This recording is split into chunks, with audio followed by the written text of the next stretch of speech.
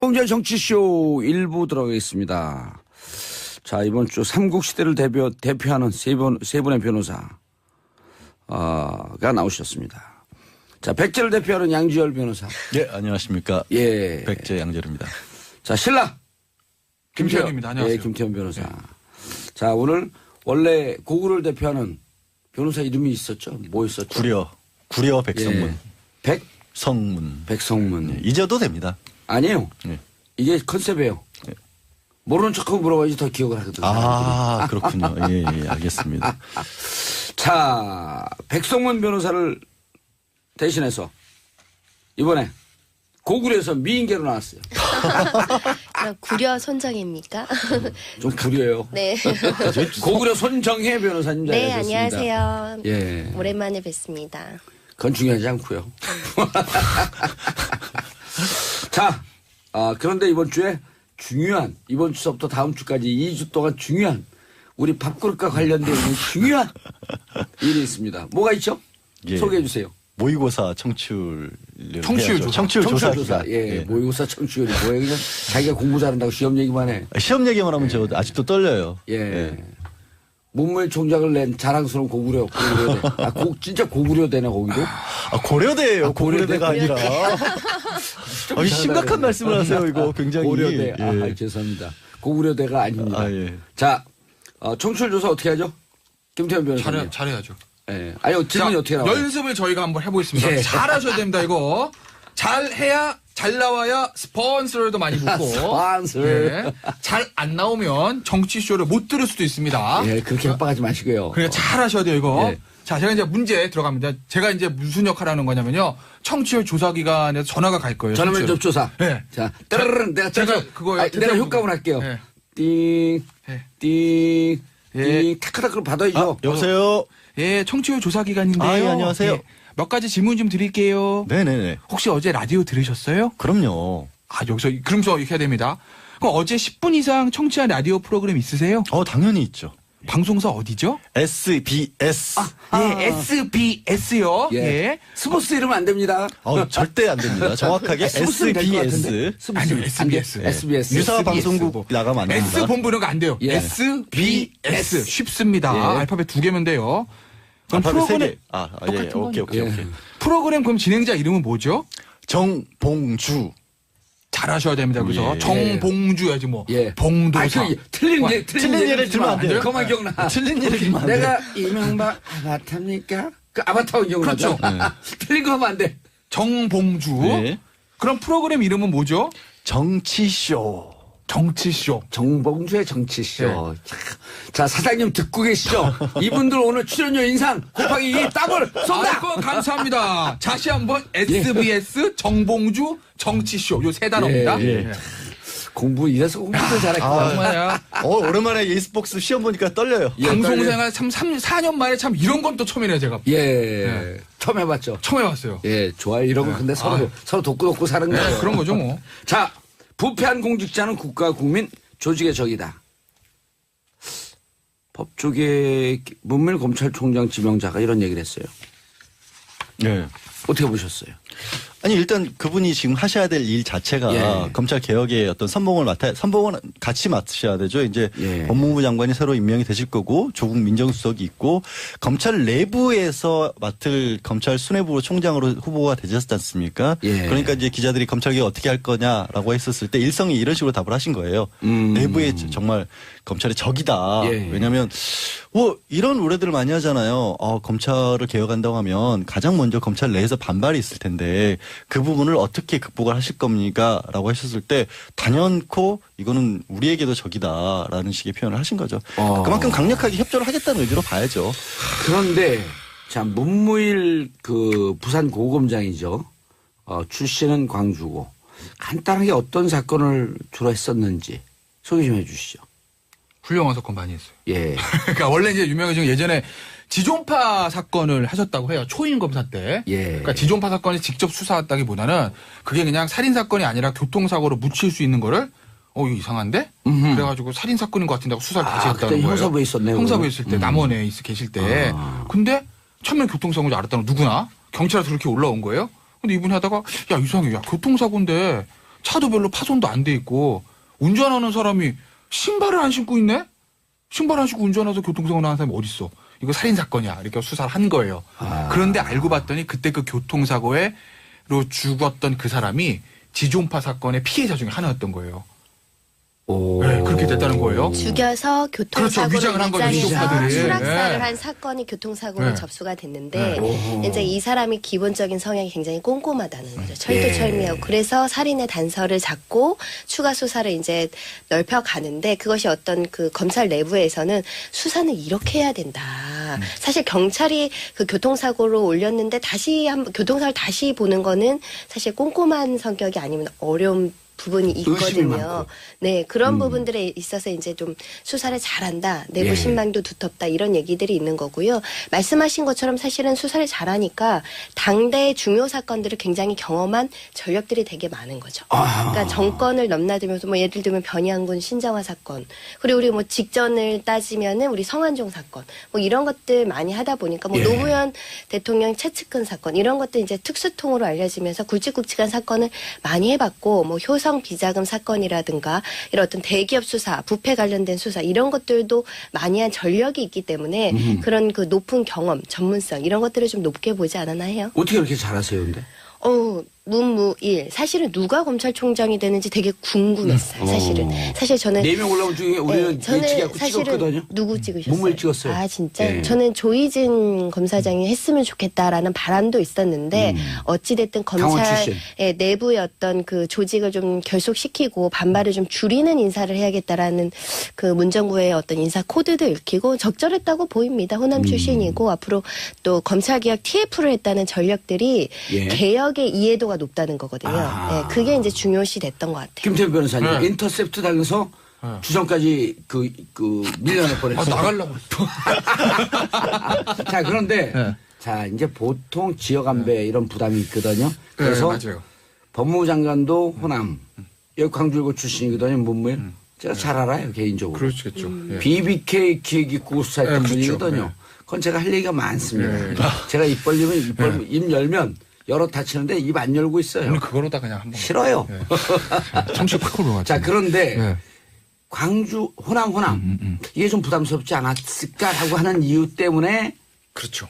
소병철 그 양반도 또 순천 아니야. 광주죠, 거기죠. 예. 그렇죠. 호남이죠. 조희진은 강원. 네. 그래서 저도 4명 중에 찍어놨자 저는 제일 먼저 제낀 분이 문무일 후보였어요. 그랬어요? 능력이 없다는 게 능력이야 뭐 당연히 총장하고도 남죠. 예. 총장은 법무부 장관 총리도 해도 되는데.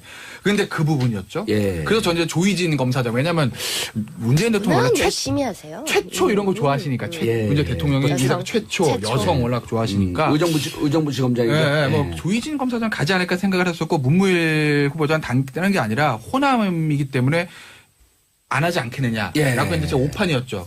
이런 생각을 하는 거예요. 저는 제 법무부 장관이랑 검찰총장 같이 있는 지역에 놓은 게 예전에 천정배 장관, 김정빈 총장, 호남 라인, 예. 노무현 대통령 그 이후로 12년만 처음이거든요. 그 전에도 별로 없었어요. 왜냐하면 사정기관장을 다 양쪽 갈라주니까요, 지역을. 그래서 제가 호남을 안 하지 않을까라고 했는데 했습니다, 대통령이. 예. 두 가지일 거예요. 뭐 문무일 후보자 능력이 있다, 그건 뭐 당연한 거고 정치적인 코드만 말씀을 드리면 두 가지예요. 하나는 박상기 후보자가요, 만약에 검찰 출신이었으면 안 했을 수도 있어요. 교수 출신입니다. 지역색이 얕을 수밖에 없어요. 검사들은 승진하면서 알게 모르게 지역 때문에 특혜도 받을 수도 있고 차별을 받을 수도 있고 역차별 받을 수도 있고 지역색이 씌워질 수밖에 없는데 교수는 약하거든요. 그러니까 박상기 후보자가 교수기 때문에 호남색이 옅어요. 그게 예. 하나 있는 것이고 또 하나는 저는 이걸 어떻게 보냐면 문재인 대통령의 인사를 흐르는 코드 호남을 중시하겠다. 왜? 문재인 대통령과 참모들은 아는 겁니다. 과거 정권들을 봐왔죠. 집권 세력이 언제부터 힘이 빠지기 시작하느냐. 집권 세력이 분열입니다. YS는 JP가 나면서 어려워졌고요.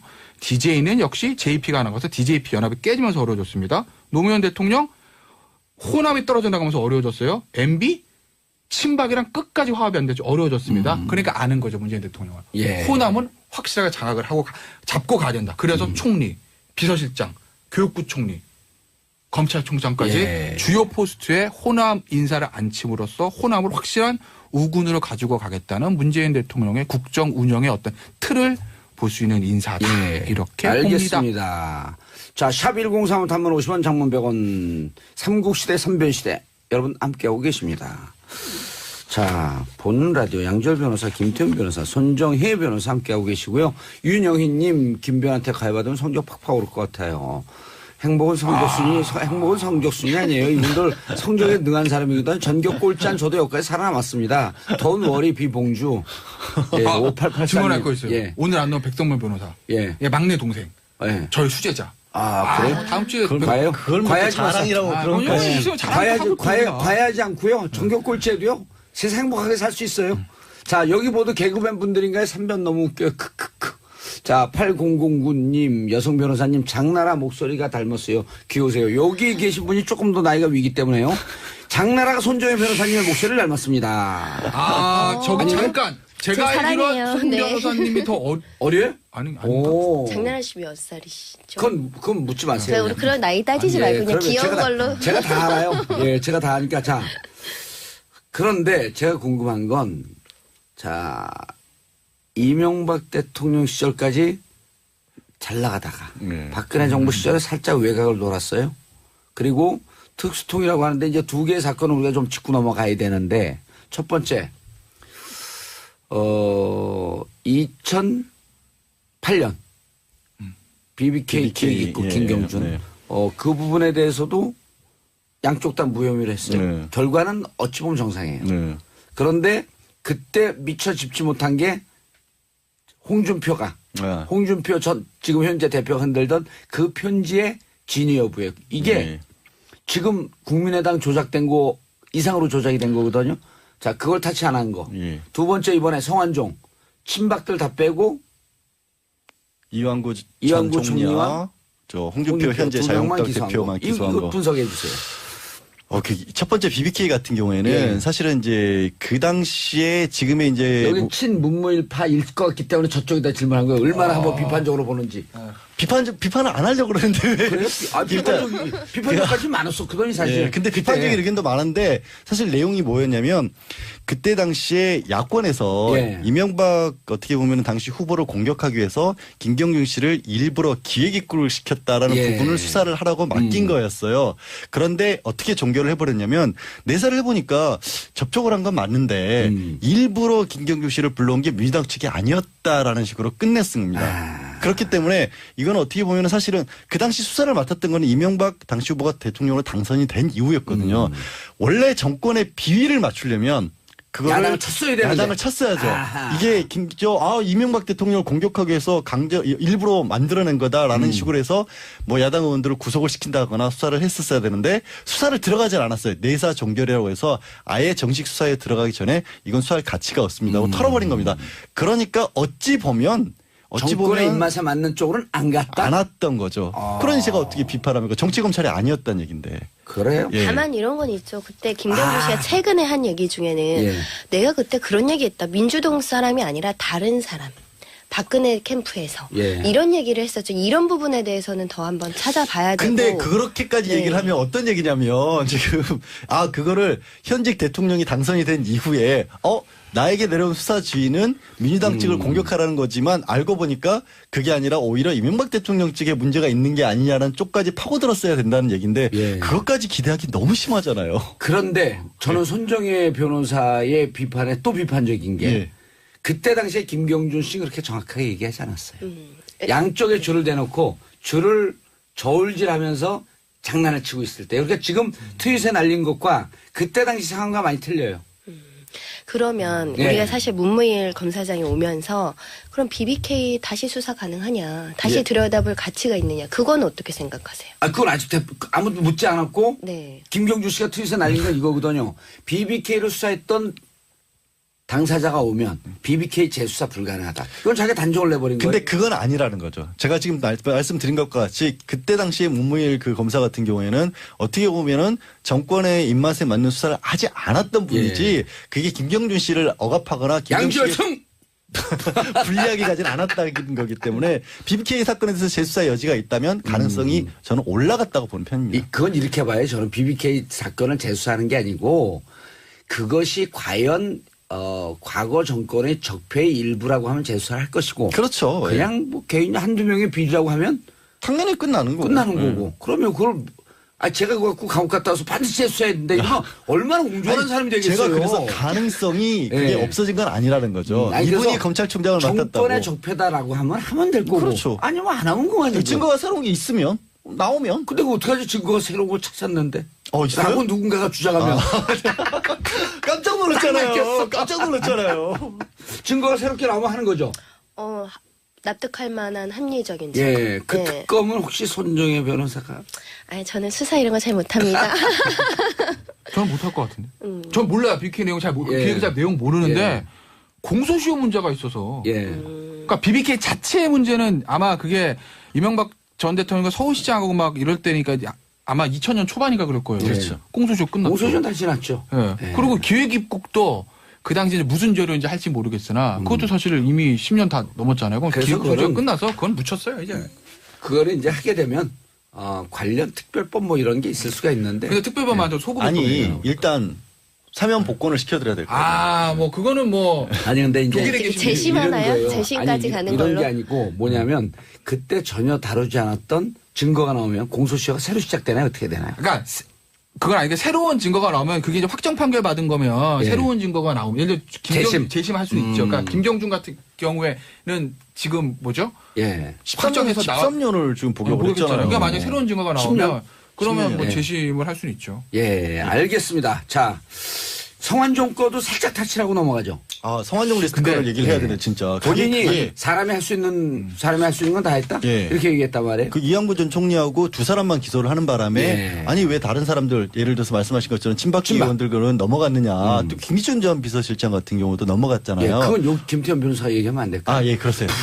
근데요. 오늘 뭐 그 전세 내고 오셨어요? 저는 문무일 총장 후보자 했던 얘기 이해 가요. 난 정말 사람이 할 수 있는 거 다 했다. 왜냐면 당시에 메모 하나 달랑 있어요.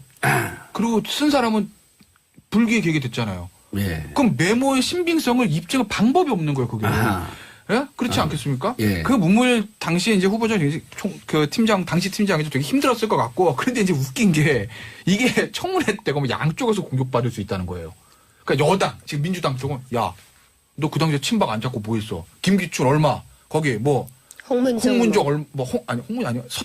허태열 얼마? 뭐 이렇게 돼 있잖아요. 허태열 전 부산시장. 뭐 이렇게 돼 있는데 서병수였나? 하여튼 제가 죄송합니다. 예. 이름은 잘 모르겠는데 친박 의원들 거기 메모 친박 있었는데 의원들이 있었다 이렇게만 해요. 왜 그것도 못하고 말이야 당신 뭐 한 거야라고 할 거고 또 지금의 야당은 자유한국당 측에서는 전 총리 이완구 지금 대표 홍준표 야 네가 수사해가지고 기소인데 둘 다 무죄 나왔잖아 항소심에서 예. 사실관계는 무죄로 밝혀진 거 아니야 없는 걸로 당신 수사 그때 일부러 이렇게 한 거 아니야?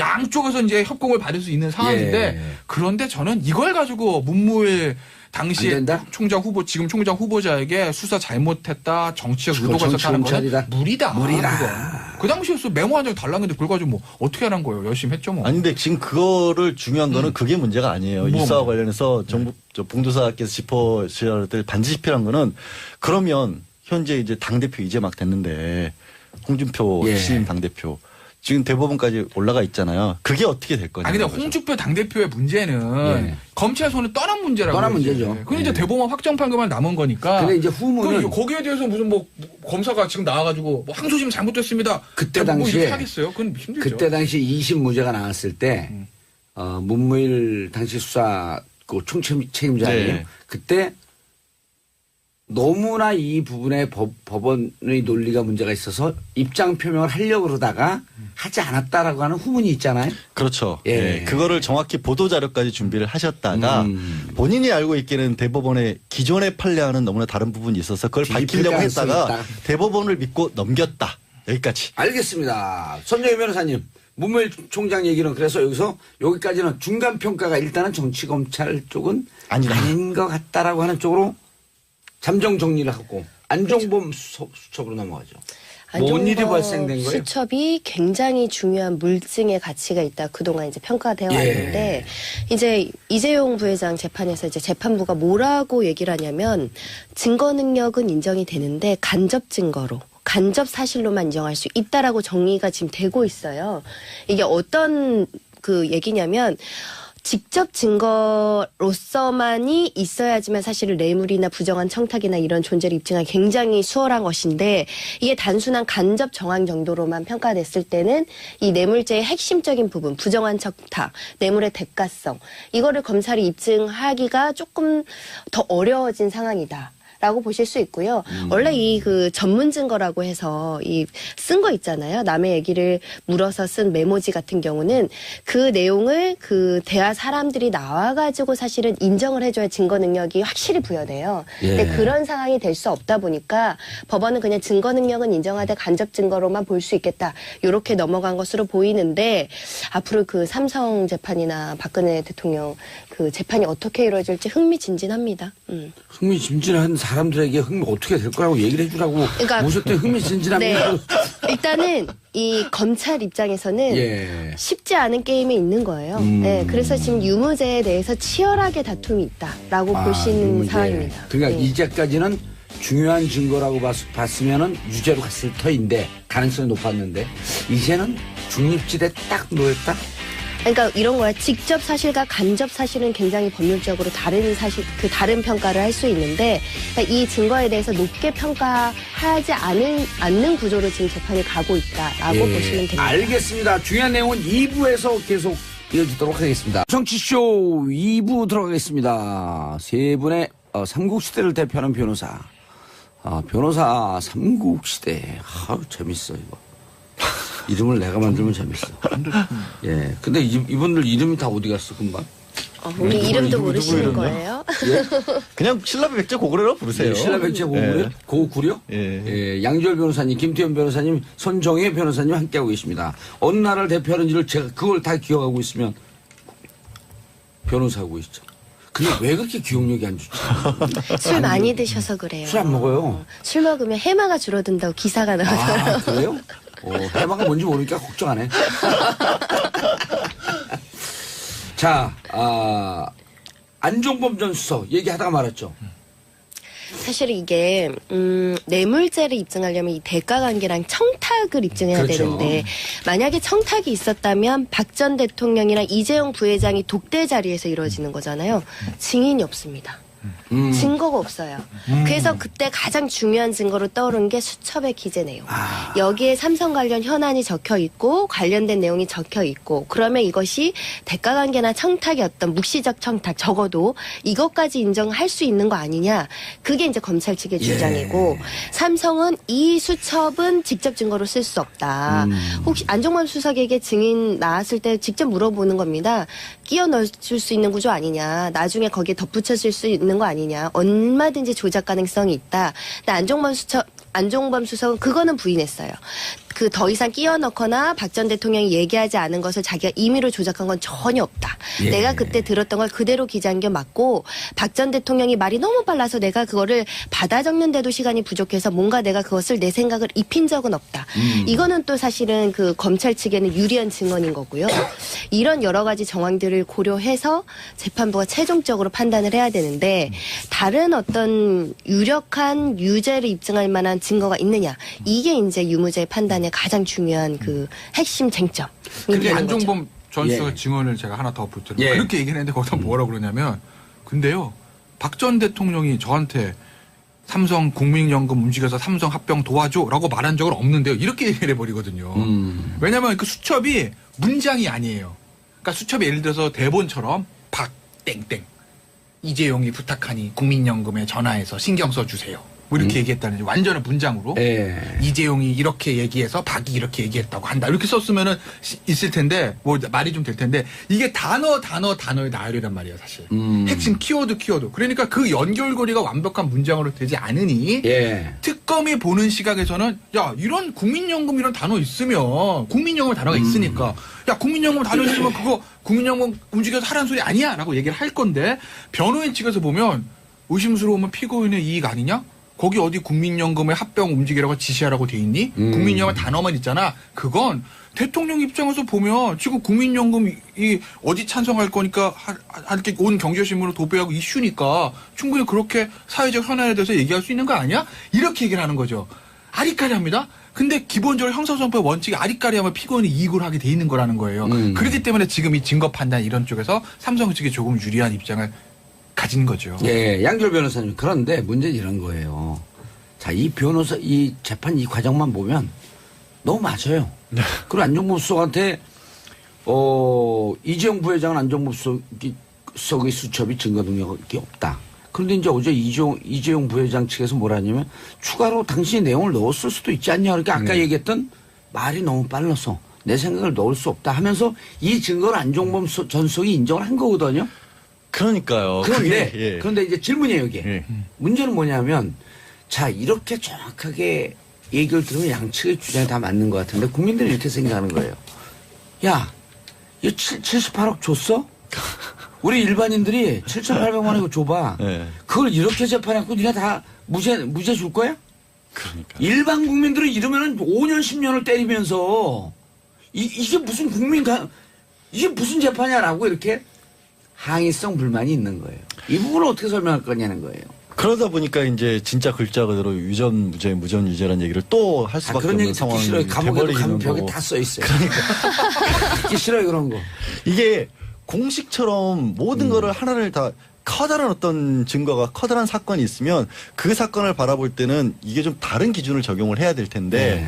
말씀하신 것처럼 똑같이 김태현 변호사 얘기한 것처럼 모든 어떤 법리를 갖다가 그래서 수학 공식처럼 다 맞추는 거예요. 그럼 이 수학 공식이 들어맞냐 안 들어맞냐로 들어가다 보니까 더 큰 사건일수록 더 엄격하게 따지다 보니까 이게 국민들의 바라볼 시간이 달라요. 말씀하신 것처럼 78억은 실제로 건너갔고 예. 계약서는 왜 200억이, 건너간지도 모르고. 200억이 넘어가게 건너가 주기로 했었고 예. 받은 거는 딱 최순실밖에 없는데도 불구하고 하나하나 따져서 그럼 왜 건너갔는지를 입증을 해라고 들어가면 증거가 당연히 없죠. 뇌물인데. 그럼 두 사람밖에 지금도 문제가 된 게 왜 증거 능력을 없다고 했냐면 그 두 사람이 25일 날 만나는 자리에는 안종범 수석이 들어가질 않았고 전 수석이 들어가질 않았고 27일 날 두 사람 독대 끝난 다음에 박 전 대통령 얘기를 전해들은 거거든요.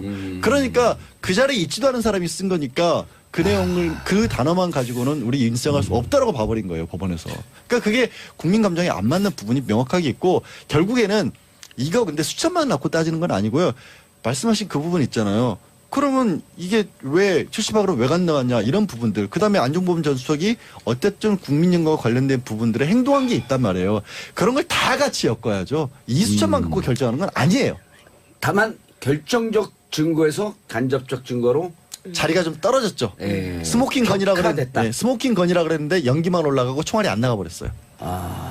그런데 그래도 중요한 사실관계는 이미 법원이 판단 나온 게 있어요. 국민연금 이사장, 문영표, 직권남용. 그거는 유죄가 나왔습니다. 그러니까 그렇죠. 실제로 그 윗단계는 아직 입증이 안 된 건데 국민연금이 삼성의 합병과 관련해서 직권남용을 했다라는 부분들은 지금 1심 판결은 나와 있어요. 1심 판결 나오면서 그래도 이것은 삼성과의 연관성은 따지지 않았다. 이렇게 그 부분은 얘기했단 이제 말이에요. 그 다른 그 삼성 사건에서 이제 판단이 이루어져야 되는 거죠. 근데 사실은 중요한 포인트예요. 우리가 봐봐요. 왜 그 삼성과 연결이 없는데 국민연금에서 직권남용을 했을까? 국민연금을 움직일 수 있는 사람은 누군가? 예. 그러니까 지금 심증은 많아요. 근데 이제 물증을 찾아서 법원이 예. 유죄까지 갈 수 있느냐. 그 싸움을 지금 법정 공방을 하고 있는 건데 치열하다. 결론이 나지 않은 겁니다. 무죄가 날지 유죄가 날지는 어느 누구도 지금 장담하기 어려운 상황이다. 이 상황을 우리끼리 어디 식사나 하면서 소주 한잔 하면서 얘기를 들으면 전 이렇게 얘기하고 싶어요. 손정혜 변호사가 백성문 변호사보다 낫네? 근데 어디선가 백성문 변호사가 듣고 있어. 아, 둘이 약간의 관점은 틀린데, 예리하시네요. 아, 백성 변호사 듣고 계십니까? 지금 뭐 수염 밀고 나와야 됩니다. 예. 예. 제가 정확한 판단을 했죠. 훌륭하십니다. 송도사님. 역시 뭐 70억 분의 1. 예. 그러면, 예. 자, 이제 예. 추적을 해갖고 들어가죠. 예. 저를 또 시험 들고 이게- 계시나요? 아니, 이게 어쨌든 예. 증거 능력이 격화됐잖아. 예. 증거의 가치가. 예. 삼성 재판은 예. 일단 8월 27일까지는 끌고 갈 거 아니에요. 8월 27일까지는 끌고 갔고 제가 봤을 때는 저번에 이재용은- 말씀드려 보석 일단 석방하고 그 다음에 더 심리한 다음에 저기 박통 재판이랑 박근혜 대통령 박전 대통령 아니 전자 빼면 또 혼나니까 예, 박 전 박전 대통령 대통령 10월 17일까지 구속 기간이니까 그때까지 그때 결론이 날 맞출 것이다. 거고. 어떻게 될까요? 항상 아니 뭐 근데 뭐 사람 일관성이 있어야 되니까 예. 저기 뭐 제가 방송하는 거 들으신 청취자분들은 뭐 다 아시겠지만 저는 뇌물에 대해서 무죄 나올 거라고 수사 단계부터 얘기를 해왔어요. 무죄 나올 거예요. 저는 유죄를 그렇게 봐요. 입증하기가 쉽지 않다. 쉽지 않아요. 그러니까 진실이 뭔지 전 몰라요. 예. 제가 어떻게 합니까? 신도 아니고 내가 무슨 뭐 삼성 사장도 아니고 모릅니다. 전 몰라요. 저 어떻게 알겠어요? 진실은 모르겠으나 법리적으로 봤을 때 지금 그동안 특검의 수사 결과 발표, 변호인들의 진술들, 또 휴민트의 취재 결과 이런 것들을 종합을 해보면 1심은 모르겠으나 최종적으로는 저는 무죄가 나올 거라고 봐요. 예. 이재용 부회장은. 그러니까 박 전 대통령 아마 직권남용 쪽으로 갈 거예요. 직권남용까지 무죄는 안 나올 거예요. 그러니까 갈 건데 근데 재밌는 것들, 이 국민 감정에 막 불타올 수도 있잖아요. 예. 제가 지난주인가 지지난주에 보수 정치권에 계신 인사들하고 또 저녁을 먹었습니다. 뭐 먹었어요. 근데 친박은 아닙니다. 얼마짜리 먹었어요? 제가 안 내가지고. 아니 제가 안 돼도 그건 네. 김영란법 걸려요. 3만 원 넘어가. 아니, 저 얼마짜리 언론인 먹었어요? 아닌데? 저는. 아니요. 예. 추적하면 다 걸려요. 예, 근데 뭐, 맛있는 거 방송이 먹었어요. 아니에요. 먹었는데. 얼마짜리예요? 29,000원. 29,999원? 예. 근데, 거기서 이제 제 얘기가 나온 예. 거예요. 제가 어떻게 될 것 같냐고. 저보고. 거기 이제 그 자리에 제가 유일한 변호사였으니까. 무죄 나올 것 같은데요? 그랬더니 어허. 반응이 큰일 났네. 왜요? 그게. 무죄 나오면 좋죠. 그러니까 물론 일부의 인사들이 얘기할 수 있는데 그렇게 생각할 것 같죠. 야, 박 전 대통령이 뇌물 무죄 나오기를 온 보수 정치인들이 기다릴 것 같죠. 그게 아니라는 거죠.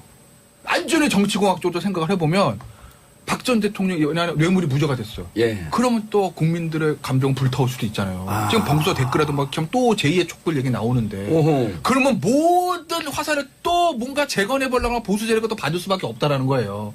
그러니까 이번 기회에 완전히 박 전 대통령이라는 과거와 단절을 하고 우리는 새롭게 태어나야 되는데 예. 그리고 싹을 자르고 태어나야 되는데 거기 또 무죄가 나오면 예. 또 발명에 붙잡혀서 그냥 또 끌려 들어간다. 예.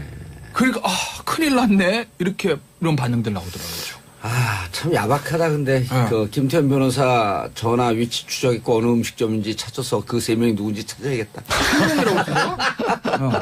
3명. 예, 3명이라 그랬어요. 아, 3명이었네? 예, 전화 위치 추적하면 음식점 어디 간지 나오거든요. 그러신데요? 자, 양 변호사님 어떻게 보세요? 어떤 걸요? 뇌물죄 예, 부분요? 뇌물죄. 아니 객관적으로 변호사분들께서 보여주셔야지. 네. 판단해 주셔야지. 보는 사람들이 나는 그분이 유죄하고 싶어. 이건 그냥 자기 원하는 사항이거든요. 근데 원하는 사항이 예. 반영이 될 수밖에 없더라고요. 저는 아직까지는 유죄 쪽으로 가요. 왜냐하면 현 변호사도 얘기했지만 이 여러 가지 다른 국민연금이 증거들도 동원했던 부분도 있고 직권 남용만 가지고 강요라고 받기에는 줬던 것들이 너무 많거든요. 받은 것도 너무 많고 그리고 아니 어떤 사람이 진짜 미쳤지만 현금을 그렇게 많이 쏩니까? 극단적으로 아무리 삼성이 돈이 많다 그래도 기업이잖아요. 기업은 영리를 목적으로 하는 곳이잖아요. 예. 그 기본적으로 영리가 있었으니까 썼을 거 아니에요. 예. 그렇게 저는 보고 있어요 아직도. 그리고 아직 멀었다. 그리고 재판부도 분명히 얘기를 했어요. 그날 그 자리에서 그런 식의 대화가 있었다는 정도의 증거로는 쓸 수가 있다. 예. 이것만 가지고 아까 김 변호사가 얘기한 것처럼 엘리어트란 말이 있으면 그것만 가지고 판결문에 엘리어트 때문에 합병을 도와주라고 했다라는 걸 쓸 수는 없지만 엘리어트 얘기를 했다는 건 나온 거 아니에요. 그럼 엘리어트 얘기를 하면서 무슨 얘기를 할 수가 있겠어? 다른 얘기. 엘리어트가 뭐 엘리트예요? 아니잖아요. 그 삼성이 지금 엘리어트의 공격을 받을 수 있는 상황이다라는 거를 당연히 인정할 수밖에 없다라는 거 아니에요. 예. 그런 입장입니다. 하나를 제가 한 2개를만 3가지만 더 붙여드리면 뭐 제가 틀릴 수도 있는데 네. 제가 자꾸 이제 무죄 나올 것 같다는 얘기하는 부분이 아까 이제 부정한 청탁 그 수첩만 있지 두 사람의 대화를 본 적이 없다는 거 하나. 예. 그다음에 대가 관계에 있어서 당시의 모든 시장 분위기들이 야 국민연금 이거 삼성 국민연금 지금 찬성해야 되는 거 아니야? 뭐 주진영 당시 하나투자증권 사장 빼놓고 예. 대부분의 언론들과 기관 투자자들이 야 이건 무조건 찬성해야 되는 거야라는 분위기가 있었다는 거. 예, 보수 언론 쪽에서. 근데 이제 기관 투자가들이랑 좀 많이 그랬어요, 사실은. 예. 그런 건 있었다는 건 맞는 얘기고. 그리고 독일로 보낸 그 부분에 대해서 제가 지난번에 한번 말씀드렸는데 최순실과 박근혜 전 대통령 공모 관계를 입증하는 게 너무 작아요. 옷값을 내줬으니까 70억 받은 게 전부 다 박 전 대통령이 받은 것을 볼 거야. 라는 논리가 너무 궁색하다는 거죠. 그래서 변호인들 입장에서 보면 치고 들어갈 게 너무 많아요. 예. 그러니까 특검이 어려워지는 거죠. 그런데 그런 와중에 구속영장이 발부됐다는 점. 구속영장. 근데 구속영장은 법원에서 예.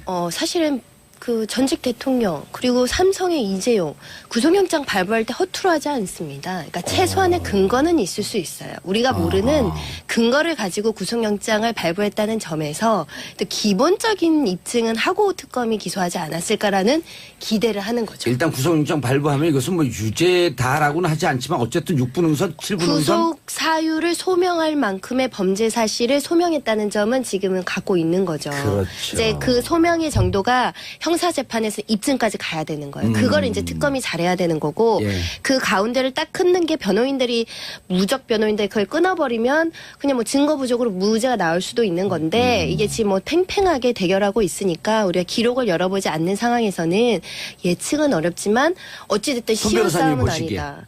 저는 사실은 1심에서 유죄 나올 것이라고 생각이 돼요. 왜냐하면 1심에서? 우리가 사실 판결이고 사실관계를 확정하고 증거 가치를 판단하는 여러 가지 중에 그래도 그 당시의 경험칙 예. 사회 통념 이런 게 있거든요. 사실은 그 아까 말씀하신 것처럼 엘리어트, 그러니까 직접적인 청탁을 검찰에서 입증하지 못할 수는 있지만 적어도 묵시적인 의사합치, 묵시적인 청탁은 경험칙상 인정할 수 있다는 거죠. 왜 이런 단어가 튀어나와야 되는 거냐? 그 현안에 대해서 적어도 묵시적인 의사교류는 있어야 된다라는 게 이제 그 법원의 아주 중요한 그 자료로 삼지 않을까. 손정혜 변호사님 말씀하시는데 왜 자꾸 백성문 변호사가 떠오르시죠? 아니 손 변호사님에 대한 심각한 명예훼손이십니다. 왜요? 예? 아니 말투가 두 분이 예. 조곤조곤하고 그쪽은 왁왁거리는데 예. 느낌이 비슷하다 이런 얘기예요.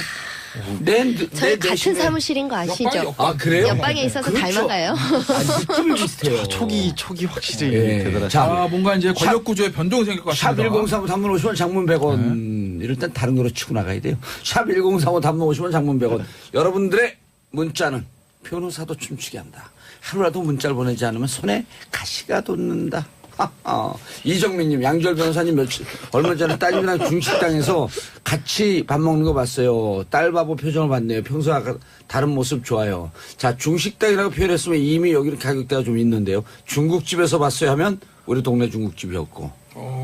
이제 그런 거. 아 근데 진짜 걸렸죠. 진짜 바보 같은 표정이었을 텐데 예, 제가 딱 완전 걸렸죠. 바보 중식당, 되는데. 고급 식당이었죠. 아니 백화점 식당 가요. 그럼 고급이에요. 아, 예, 알겠습니다. 예. 예. 자, 9944님, 김변의 시원한 목소리, 양변의 차분한 목소리, 손변의 조곤조곤한 목소리, 최고의 하모니입니다. 백성문 변호사는 어디 갔냐고. 왜 이렇게 찾으세요, 근데? 아니에요. 우리 백성문 변호사 또 괄괄하고 좋잖아요, 네. 성격도. 자, 그런데, 박성엽. 네? 박성엽. 성형 후보자. 조윤선 전 장관 박성엽인가? 남편. 맞습니다. 예? 아 변호사 말씀. 예. 박성, 조 장관 전 예, 조 조윤선 장관 장관의 남편이라는 거죠? 남편. 조 전 장관. 예. 최후 변론이 네. 좀 인상적이었어요.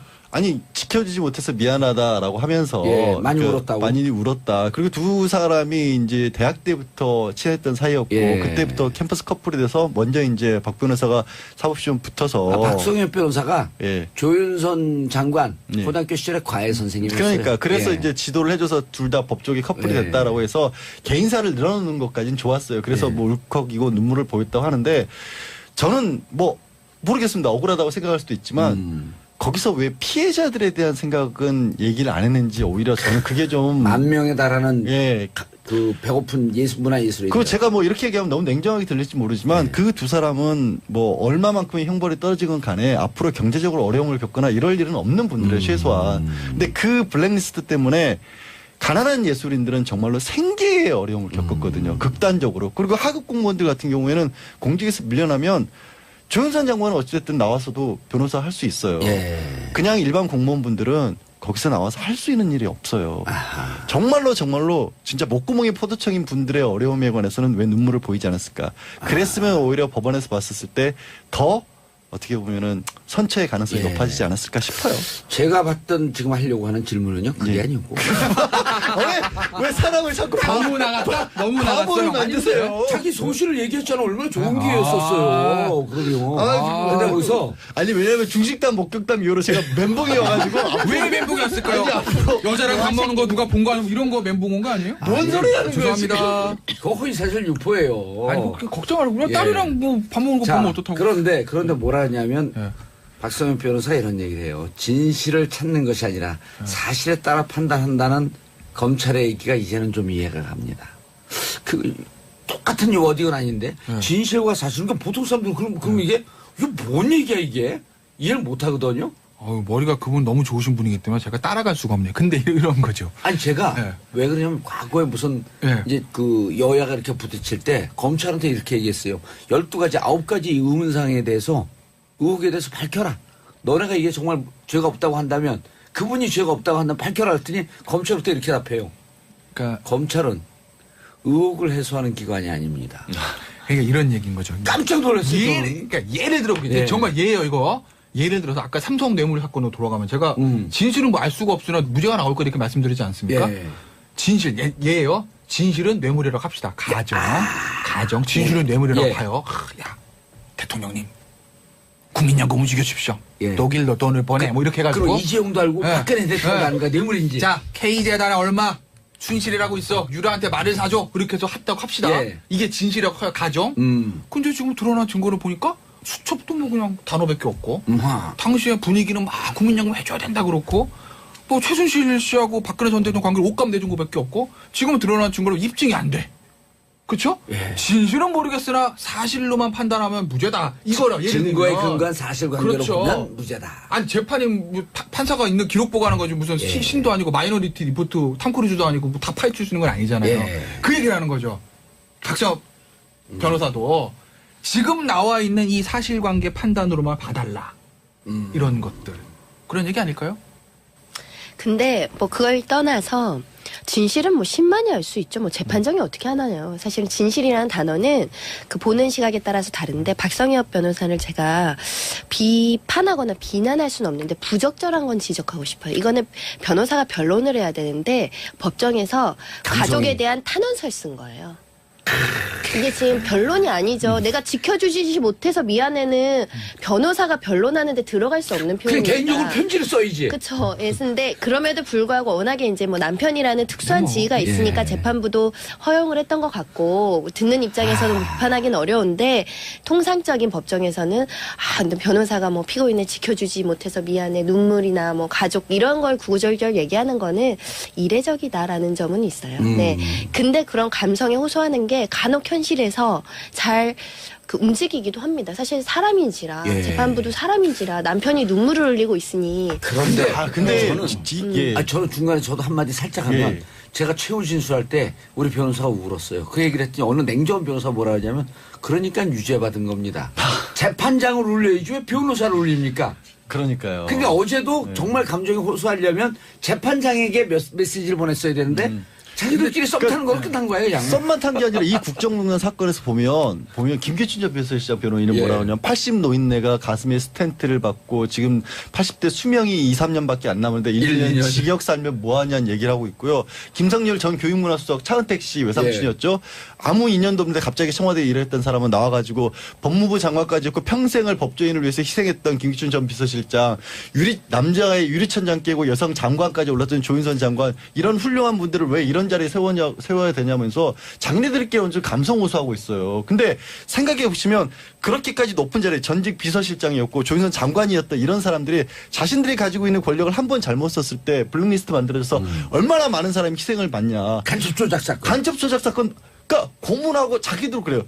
애국이라고 하는 거는 우리도 애국한 거다 우리 나름대로. 근데 방법론에 있어서 잘못됐다는 거죠. 말씀하신 것처럼 그래 누군가를 나라를 지키기 위해서 이 사람들을 간첩으로 봤어. 간첩일 수도 있어. 그러면 고문해가지고 무조건 뭐 때려패서라도 유죄 판결 받게 한 게 잘한 일이에요. 얼마나 많은 일들을 김기춘 전 비서실장이 나라에 해악을 끼쳤어요. 예. 그 생각은 안 하고 왜 그 사람들을 훌륭한 사람이고 높은 사람인데 이렇게 어렵게 만들어라는 얘기를 법정에서 하고 있으니까 손 변호사가 지적한 것처럼 변호사로서의 변론은 적절하지가 않다. 안 맞다는 거죠.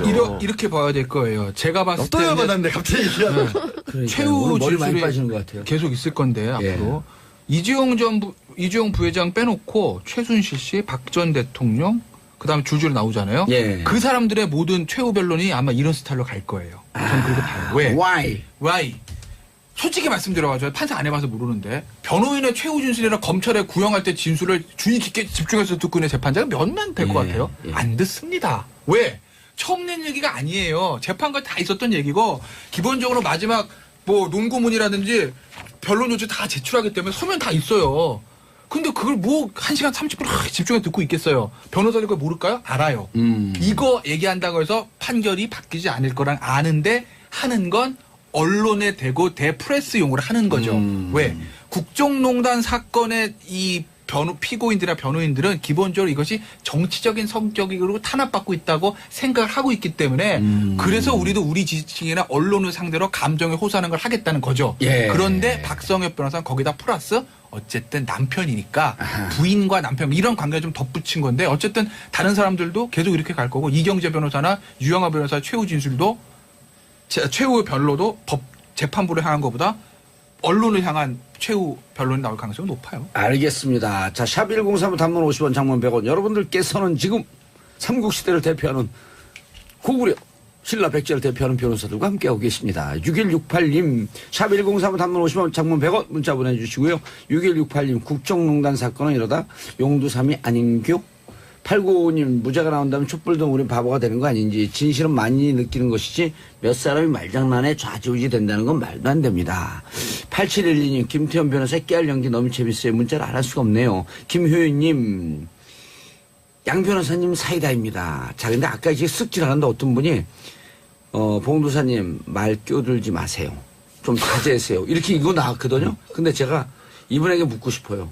이분들 말 끼어들고 끊지 않으면요. 혼자 1시간 얘기하거든요. 우리 방송 어떻게 하라고. 그냥 끼어들어도 이렇게 계속 얘기하는데. 다들 고개 숙인 거 보니까 인정하는 분위기. 네. 그렇죠? 자백합니다. 네. 예. 자, 시간을 좀 안 남았지만 잠깐 너무나 속상한 가슴 아픈 기사가 오자 나갔고 이건 변호사님들도 좀 물어봐야 될 것 같아. 맥도날드를 고소했잖아요. 덜 익은 고기를 먹은 5살 아이 신장이 90%나 손상돼서 그 TV로 보는데 못 보겠더라고 저는. 신장 투석기 달고 있고. 그러니까 사실은 이게 예. 저도 처음 알았어요. 이런 햄버거병이라고 해가지고 예, 덜 익은 고기를 많이 먹은 거죠. 그 옛날에 1982년도에 이런 그 미국에서 햄버거에 의한 집단 발병 사례가 있었다고 합니다. 예. 이렇게 고기 덜 익었을 때 이렇게 발병할 수 있는. 근데 실제로 우리 이 사건이 발생을 했고 뭐 햄버거 먹고 2-3시간 이후부터 복통을 느낀 다음에 그다음부터는 지금 뭐 용혈성 요독 증후군 이런 진단을 받았다고 하는데 신장이 90% 가까이 손상돼. 손상됐고. 사실은 4살백이면 얼마나 어립니까? 사실 치료를 감당하기 어려운 아이인데. 그 그림으로 사진으로 이렇게 동영상으로 나오는데 못 보겠더라고요. 그렇습니다. 근데 이게 이제 뭐 10시간씩 복막 투석을 해야 된다고 하니 뭐 가족들은 엄청 고통스러울 겁니다. 네. 근데 이게 이제 지금 뭐 소송 진행 과정 중에 있는데 우리나라 아시다시피 우리 맥도날드가 사실 미국에서 소송권이 굉장히 많았어요. 수십억, 수백억 손해배상 나온 사례들이 좀 있죠. 뭐 예를 들면 뜨거운 커피, 온도 못 맞춰서 커피를 했을 때도 상당한 손해배상이 나왔다는 예. 거죠. 우리나라 법정에서 이게 손해배상이 입증이 되고 맥도날드의 가실이 입증이 돼서 이 큰 고통에 대해 화답하는 손해배상 액수가 나올까? 저는 그게 일단은 안타깝고 일단 왜 이거를 우리나라 지금 법정 그게 안 돼요? 그 우리나라는 손해배상에 대해서 직접 손해 그 물질적 손해가 직접 배상의 원칙이고요. 특히 이제 정신적 손해. 일단 복막 투석하는 것 자체가 정신적 손해잖아요. 그게 많아도 1억 원을 넘지 못하는 지금의 현실. 그런 것들을 감안을 했을 때 징벌적 배상도 안 되고 그런 점들이 사실은 피해자, 손해 입은 피해자, 불법 행위로 피해 입은 피해자한테는 아직은 법이 관대하지 않다. 입증도 피해자가 해야 된다. 그러니까 여전히 누구래도 이거 그 힘 있는 갑을 위한 그 법률 체계 아닙니까? 정봉주의 정치쇼 3부 들어가겠습니다. 모르는 거 다 물어보세요. 정치 1도 모르는 분들을 위한 맞춤형 쪽집게 과외 선생님 SBS 원일이 선임기자 자리하셨습니다. 안녕하세요. 원일입니다. 어제 저희가 점심식사를 구내식당에서 하면서 자제분들에 대해서 얘기를 들었어요. 저요? 예. 아, 큰 그러셨습니까? 아들은 어디 페이스북에 근무하신다면서요? 아, 이것도 이제 개인적인 얘기까지. 그러면 얼마나 선망의 대상인 직업이에요. 둘째 아들은 아들인가요, 딸인가요? 둘 다 아들입니다. 예, 둘째 아들은 또 어디서 근무해요? 마이크로소프트예요. 여기 그냥 어제 목메달 그러더니 뭐 금메달 2를 갖고 그러니까 우리 아들 얘기했을 때 얼마나 비웃었을까. 아니요, 그게 아니고 예. 저 죽을 힘을 다해서 키워놨더니 예. 해외 동포 만든다는 말이 있잖아요. 그래서 말씀드렸던 거예요. 아이고 네. 가슴이 좀 아프긴 아프다. 네. 그게 우리 인생이 그렇습니다. 우리 애들은 공부를 못해갖고 또 가정의 정이 아주 훈훈합니다. 멀리 안 가니까. 자, 오늘은 무슨 얘기를 갖고 오셨는지. 오늘 이제 이게 좀 알고 봐야 더 재밌는 게 있는데 네. 지금 이제 문재인 대통령이 또 나가셨어요. 지금 예. 독일 베를린 가 있으신데 오늘 이제 또 이제 장소를 또 옮깁니다. 함부르크로. 거기에서 이제 G20 정상회의가 열리는데 예. 여기를 나가는 이제 문재인 대통령 어깨와 표정, 어깨도 무겁고 표정도 어둡고 그래요. 예. 왜냐하면 아시다시피 지금 북한이 지금 뭐 연일 지금 쏟아내고 있지 않습니까? 예. 뭐 미사일 쏴대고 내놓는 말 폭탄 자체가 지금 너무 거칠어서 자 문재인 대통령이 여기에서 이제 그 한반도 정책에 대한 그랜드 디자인을 딱 발표할 생각이었는데 지금도 계속 고치고 있다 그래요. 왜냐하면 이게 지금 상황이 너무 많이 바뀌고 있고 미국 뉴욕에서는 지금 또 유엔에서 또 지금 북핵 문제를 어떻게 할 건가를 놓고 지금 미국, 중국, 러시아가 지금 대판 싸움이 또 났어요. 예. 자 이런 이제 지구촌 바깥에서 지금 정반대에서 벌어지고 있는 G20과 유엔 얘기 이렇게 좀 정리해서 좀 쉽게 설명을 좀 해드리겠습니다. G는 무슨 뭐의 약자예요? 예, 이게 그 전에 G20이 맞을까요? G20가 맞을까요? 이거 가지고 기자들이 한참 논란이 많았었어요. 예, 둘 다 맞아요. 네, 둘 다 맞습니다. 예. 자, 우리끼리 얘기할 때는 G20으로 하는 게 맞고요. 예. 그래서 우리 기사도 G20으로 씁니다. 근데 뒤에 풀 네임으로 갈 때는 G20 서미트라 그래서 이 영어로 할 때는 G20로 할 수밖에 없어요. 예. 근데 그 앞에 G는 그룹이란 뜻이에요. 뭐 큰 게 아닙니다. 20개 정상 그룹? 네. 아하. 서밋은 정상이라는 뜻이고요. 네, 그렇습니다. 여기서 이제 돌발 상식 퀴즈 또 이제 하나 가겠습니다. 이게 이제 어원이요. G7, G8이 그렇게 나갔었잖아요. G20로 지금 바뀐 거예요. 오호. 그래서 이게 그런 질문을 의외로 많이 받아요. G7이 이제 뭐냐고. 근데 원래 G7이라는 말의 은어는 공직 사회에서 알짜배기 왜 노른자리 자위 있잖아요. 예. 좋은 자리, 음. 출세가 보장된 자리, 아하. 꿀과 젖이 흐르는 땅. 정치쇼의 MC 앵커 이런 거. 그렇죠. 이런 예. 정봉주. 그러니까 이게 지금 이제 청취율 조사할 때 SBS를 맞춰야 되고 진행자 정봉주를 정봉주를 알아야 되고 그다음에 프로그램 이름이 뭡니까 그랬을 때 정치쇼 딱 나와야 이게 예. 프로그램 청취율 조사 이게 딱 카운팅이 되기 때문에 그래서 이게 G7 아주 그렇죠. 노른자 알짜. 이게 이제 노른자이가 되는데 그래서 이제 그 세 가지가 G3가 아니고 예. G3, G4는 없어요. 예. 이제 G7에서 시작이 된 건데 어느 나라인지 잘 기억나세요? 기본적으로 굳은자 나라 다섯 개 나라는 굳은자예요. 예. 미국, 영국, 일본, 예, 미영, 푸독, 일. 미영, 푸독일, 러시아도 빠지나요? 예, 거기는 이제 다섯 개 나라. 그러니까 전 세계에서 전통적으로 잘 사는 나라. 미영, 푸독, 일. 요거 다섯 개 나라는 굳은자고 여기에 캐나다하고 이태리가 들어가서 G7이에요, 근데 원래. 요즘 이태리 잘 못 살게 근데 되잖아요. 이제 이게 좀 요새 좀 이태리 좀 현찮잖아요. 예. 그래서 러시아가 뒤늦게 들어와서 원래는 이제 G7이 에이스 G8 됐고. 됐었어요. 아. 그런데 이태리하고 캐나다가 들어가고 그다음 러시아가 들어가서 러시아가 G8. 들어갔어요. 네. 근데 좀 이상한 거 발견 안 되세요? 진짜 잘 사는 나라 하나, 돈 많은 나라 하나 빠져 있잖아요. 한국이요. 중국. 중국. 중국이 빠졌네. 네, 중국이 빠져 있는 게 예. 이게 이제 기분이 나쁜 거예요. 그래서 지금은 G7이나 G8 별 의미 없고요. 지금 G2도 G2예요. G2. 미국과 중국. 지금 지구는 예. 지구촌은 G2의 세상입니다. 미국과 중국의 세상이에요. 예. 자, 그럼 이 얘기를 왜 드리냐 하면은 2009년으로 지금 이제 거슬러 올라가는데 2008년으로 거슬러 올라가요. 예. 제가 워싱턴 특파원 시절이에요. 딱 평온한 이제 일과를 마치고 딱 있었는데 미국에서 속보가 터졌습니다. 투자은행 리만 브라더스가 부도, 뱅크럽시 선언. 와, 처음에는 이게 뭔 얘기지? 뭐 이랬었어요. 예. 얼마나 이게 이 충격이 컸냐 하면요. 미국의 집값이 반토막이 나고요. 예. 시티은행이 페니주가 됐어요. 페니. 1달러 밑으로 주가가 떨어지면서 몇 센트면 한 주를 살 수 있을 정도로 말 그대로 폭망을 했습니다. 그때 샀었어야 되는 거야. 이게 그때 사놨으면 1000배 뛰는 건데. 그러니까요. 근데요, 그게 농담이 아니라 실제로 옆에서 보니까 샀었어요. 산 사람들이 있어요.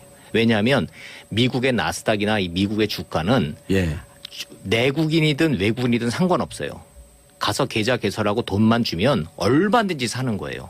그러니까 그때 시티은행이라든지 이 BOA 주식 이런 거 1달러 밑으로 떨어진 거 좀 샀으면 정말 큰 돈 벌 뻔했어요. 많은 사람들이 또 그런 걸 옆에서 봤었는데. 근데 그게 그래서 이제 이 오바마 대통령이 그때 안 되겠다. 이게 미국이 좀 말 그대로 폭망한 거잖아요, 그때. 그래서 만들어낸 게 G20 정상회의를 만들자 해서 이 G8 전통적인 잘 사는 나라에다가 중국, 한국, 뭐 인도, 호주 뭐 쫙 다 해서 막 하다못해 저기 터키하고 남아공하고 사우디까지 다 끌어들여가지고 G20 정상회의를 그때 만든 거예요. 딱 20개 국가예요? 예. 아니요. 정확하게 19개 국가에다가 예. EU 집행위회가 들어가요. 아, 19개 국가에 예, EU 집행위원회. EU가 들어가요. 예. 19개 국가의 맨 마지막 나라가 터키예요. 터키까지 뭐 그렇게 잘 사는 나라도 아닌데 들어간 거 보면은 예. 어찌됐든 전 세계 160국가에서 잘 사는 나라 상위 19개 국가가 모여서 이제 G20을 만들었는데 돌발 질문해도 돼요? 원고에 없는 거? 한번 해보세요. 이 G20과 네. OECD 국가의 차이. 모르겠습니다. 뭘까요? OECD는 이제 예. 말 그대로 이제 경제적인 집계인 거고. 예, OECD는 경제 수준으로만 따진 거예요? 네. G20은? G20은 뭐 여러 가지 국가의 위상이라든지 뭐 경제력, 군사력, 지도력, 정치적 관계. 정치적 관계 뭐 이런 게 다 된 거죠. 돌발 질문 괜찮았죠? 좋았습니다. 예, 예. 좋았습니다. 아주. 원일이 기자 깜짝 놀란 거 처음 봤어요. 네, 깜짝 놀랐어요. 네, 사실은 근데 G20은 그 법적 구속력이 없어요. 아. 그러니까 제가 이 말씀을 왜 드리냐 무슨 하면은 아젠다 있을 때 회의하는 이런 관계지? 그렇죠. 시작은 뭐냐 하면 폭망한 미국 경제를 살리자 했었어요. 예. 2008년도에 G20이 모인 이유는 예. 그 이유는 뭐냐 하면 미국이 경제가 무너지면 예. 전 세계가 지금 다시 무너지니까. 대공황으로 가니까 미국을 다시 살려내자. 아메리카 일병 구하기가 G20이 모인 그 근거였거든요. 그런데요. 재밌는 거는 예. 제가 그때 현장에서 지켜봐서 제가 느낀 건데 19개 국가 다 모여봐야 소용없더라고요. 딱 한 나라 때문에 모인 거예요. 중국이 그때 가지고 있던 미 달러가 2조 달러의 잉여금을 갖고 있었어요. 미국 입장에서는 중국한테 이 돈 좀 빌려줘였었어요. 한마디로. 그래야 이 지금 폭삭 망한 미국 금융계에 달러를 수요를 할 수밖에 없었던 거죠. 예. 중국이 머뭇대면서 말만 하고 이걸 잘 내놓질 않으니까 야 미국 정말 또 한 번 또 놀라게 하는 일이 생겨요. 뭐냐 하면 퀀터티브 이징이란 말, 양적 완화라는 말을 그때 저는 예. 이제 우리 이제 돈 찍어내는 거. 예. 야 세상에 깡패가 따로 없어요. 오. 대한민국이 한국은행에서 돈을 그렇게 찍어내잖아요. 한 달도 못 가서 망합니다. 왜냐하면 아무런 자산 없이 예. 돈을 찍어내면 딱 남미처럼 되는 거예요. 갑자기 날씨가 추워져서 이 장작을 사러 갔더니 장작이 이게 너무 비싸서 돈 가치가 없으니까. 장작이 1,000불짜리가 되는 거예요. 아니 그냥 화폐를 떼라는 거니. 그게 더 싸다는 거 아니에요. 돈을 떼라 그냥 돈을 떼라. 돈을 그냥 불을 붙여라. 그러니까 우리로 따지면은 1,000원짜리 10,000원짜리에다가 돈 붙여서 불 붙여서 난방을 해라. 그 돈으로 이 장작 사는 것보다 그게 더 싸다. 예. 이게 인플레이션의 무서운 건데 물가 인상. 물가 인상. 어허. 미국이 그때 이 연방준비은행 그 중앙정부은행에서 달러를 무제한으로 찍어내는 거예요. 무제한으로. 그러니까. 더 황당한 거. 아니 달러를 찍어내면 달러 값이 떨어져야 될 거 아니에요. 인플레가 되고. 아니 달러가 올라가네. 제가 특파원을 하고 있는데요. 예. 미국이 달러를 막 찍어내서 살포를 하기 시작하는데 1,100원이었던 달러가 1,500원 1,000까지 올라가는 거예요. 너무너무 이상한 거야. 이상하네. 경제적으로 설명이 안 되는 거예요. 예. 자, 그래서 제가 미국이 이렇게 무서운 나라구나. 전 세계가 쫄은 거예요. 미국이 망할 리는 없고 미국이 지금은 저렇게 돈을 찍어내지만 지금 저 찍어내는 달러를 사두면 몇 년 안 가서 저거 다시 회복하고 돈 번다 이렇게 되는 거예요. 전 세계가 그 달러를 사기 시작해. 와. 그래서 환율이 올라가는 거예요. 황당하죠. 다른 나라 같으면 망하죠. 그 돈 때문에 망하죠. 자기 돈을 찍어낼 수도 없잖아요. 네. 우리가 원화 찍어낼 수도 없고 일본이 앵화 찍어낼 수도 없고 못 찍어내요. 기껏 해갖고 돈을 만들려면 그냥 국채 발행하고 그렇습니다. 빚더미 되는 것밖에 없는데 미국 그냥 자기 달러 막 찍어내. 그렇습니다. 그 달러가 올라가. 예.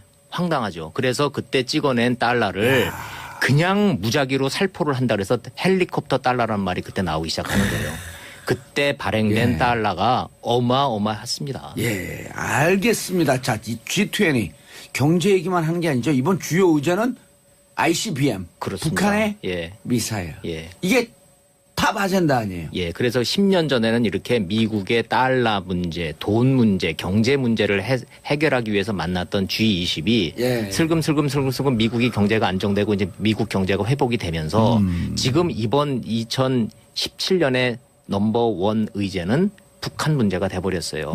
그래서 이제 문재인 대통령이 여기에 가서도 제재와 대화를 병행한다라는 우리의 기조에 대해서 지금 설명을 할 생각으로 좀 가셨는데 예. 지금 아시다시피 이제 북한이 지금 계속 말폭탄을 지금 하고 있잖아요.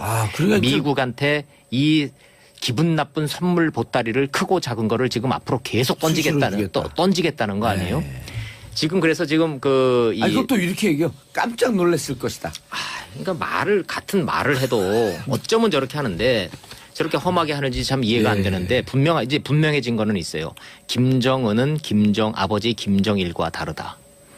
우리는 대화를 촉구하고 있지만 북한의 김정은이의 생각은 명확하다. 한국 상대하지 않겠다. 미국 나와라예요. 더 긴장을 고조시키고 더 판을 키워서 핵 보유국 ICBM 보유국의 지위를 확보한 뒤에 미국과 직접 대화를 통해서 체제 안전을 보장받겠다. 이 기조에서는 절대 변하지 않겠다라는 원칙을 명확하게 밝힌 거예요.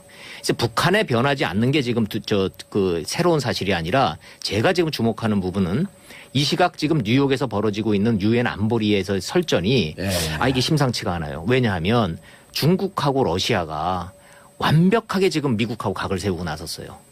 제재 안 된다는 거예요. 효과 더 이상 없다. 안 된다 이제. 대화로 해결하자.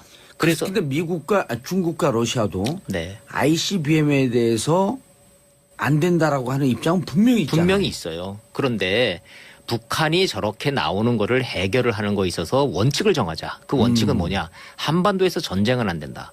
군사적 행동만큼은 안 된다. 우리 그거는 동의할 수 없다. 야, 중국과 러시아가 더 놀랐네. 더 세게 나온 거예요, 더 지금. 놀랐네. 예. 왜냐하면 트럼프가 이제는 맥시멈 프레셔 그 레드라인 넘었다. 그렇죠. 이제는 우리가 유엔이 아닌 미국이 독자적인 네. 행동을 취할 수 있다. 네. 이거 군사적 행동을 얘기하는 거거든요. 그렇습니다. 그래서 이번에 미국 대사가 지금 그 면전에다 대고 좀 어마어마한 얘기를 했어요. 자, 그렇다면 러시아와 중국은 북한이 친구라고 생각하면 지금 우리가 추진하고 있는 결의안을 비토를 해라. 그렇게 친구로 생각하면 비토해라.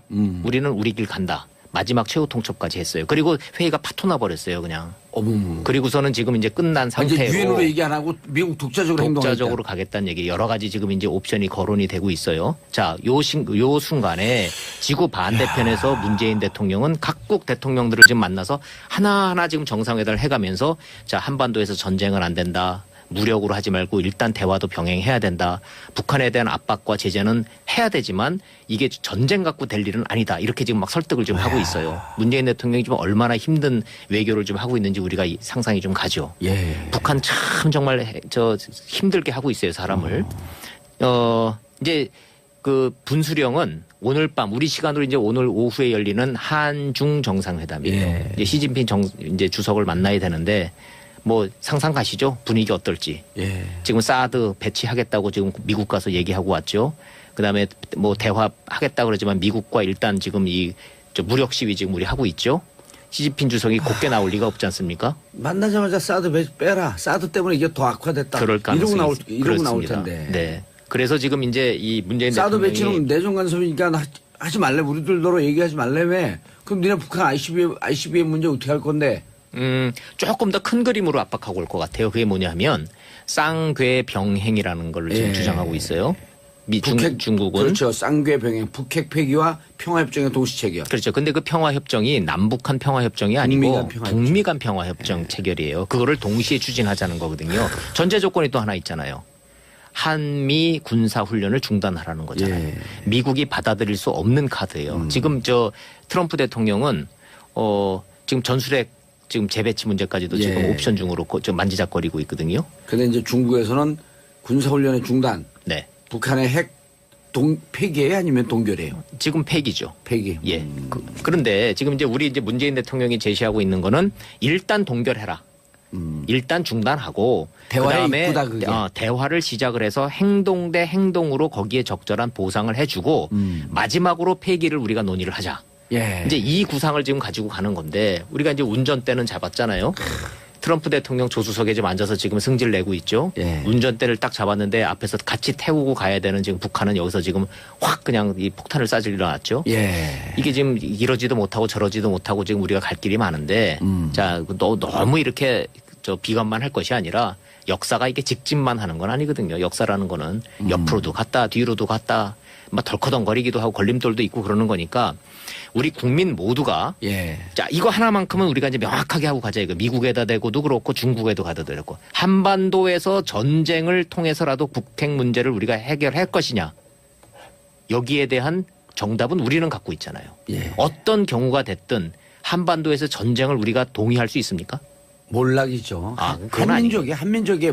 한민족의 몰락이에요. 그냥 우리 대한민국이 네. 지구상에서 없어지는 거예요. 한반도가 없어지는 거예요. 더군다나 지금 벌어질 이제 전면전은 이게 핵전쟁이 될 가능성이 그럼요. 크단 말이에요. 네. 그래서 한반도에서의 전쟁은 절대로 안 된다라는 전제 아래 압박과 대화를 병행을 해서 이 어려운 난제를 풀어나가자고 하자는 구상에는 공감대가 형성이 돼 있는데 네. 자, 문제는 북한의 김정은이 아버지 김정일과는 종이 다르다는 사실.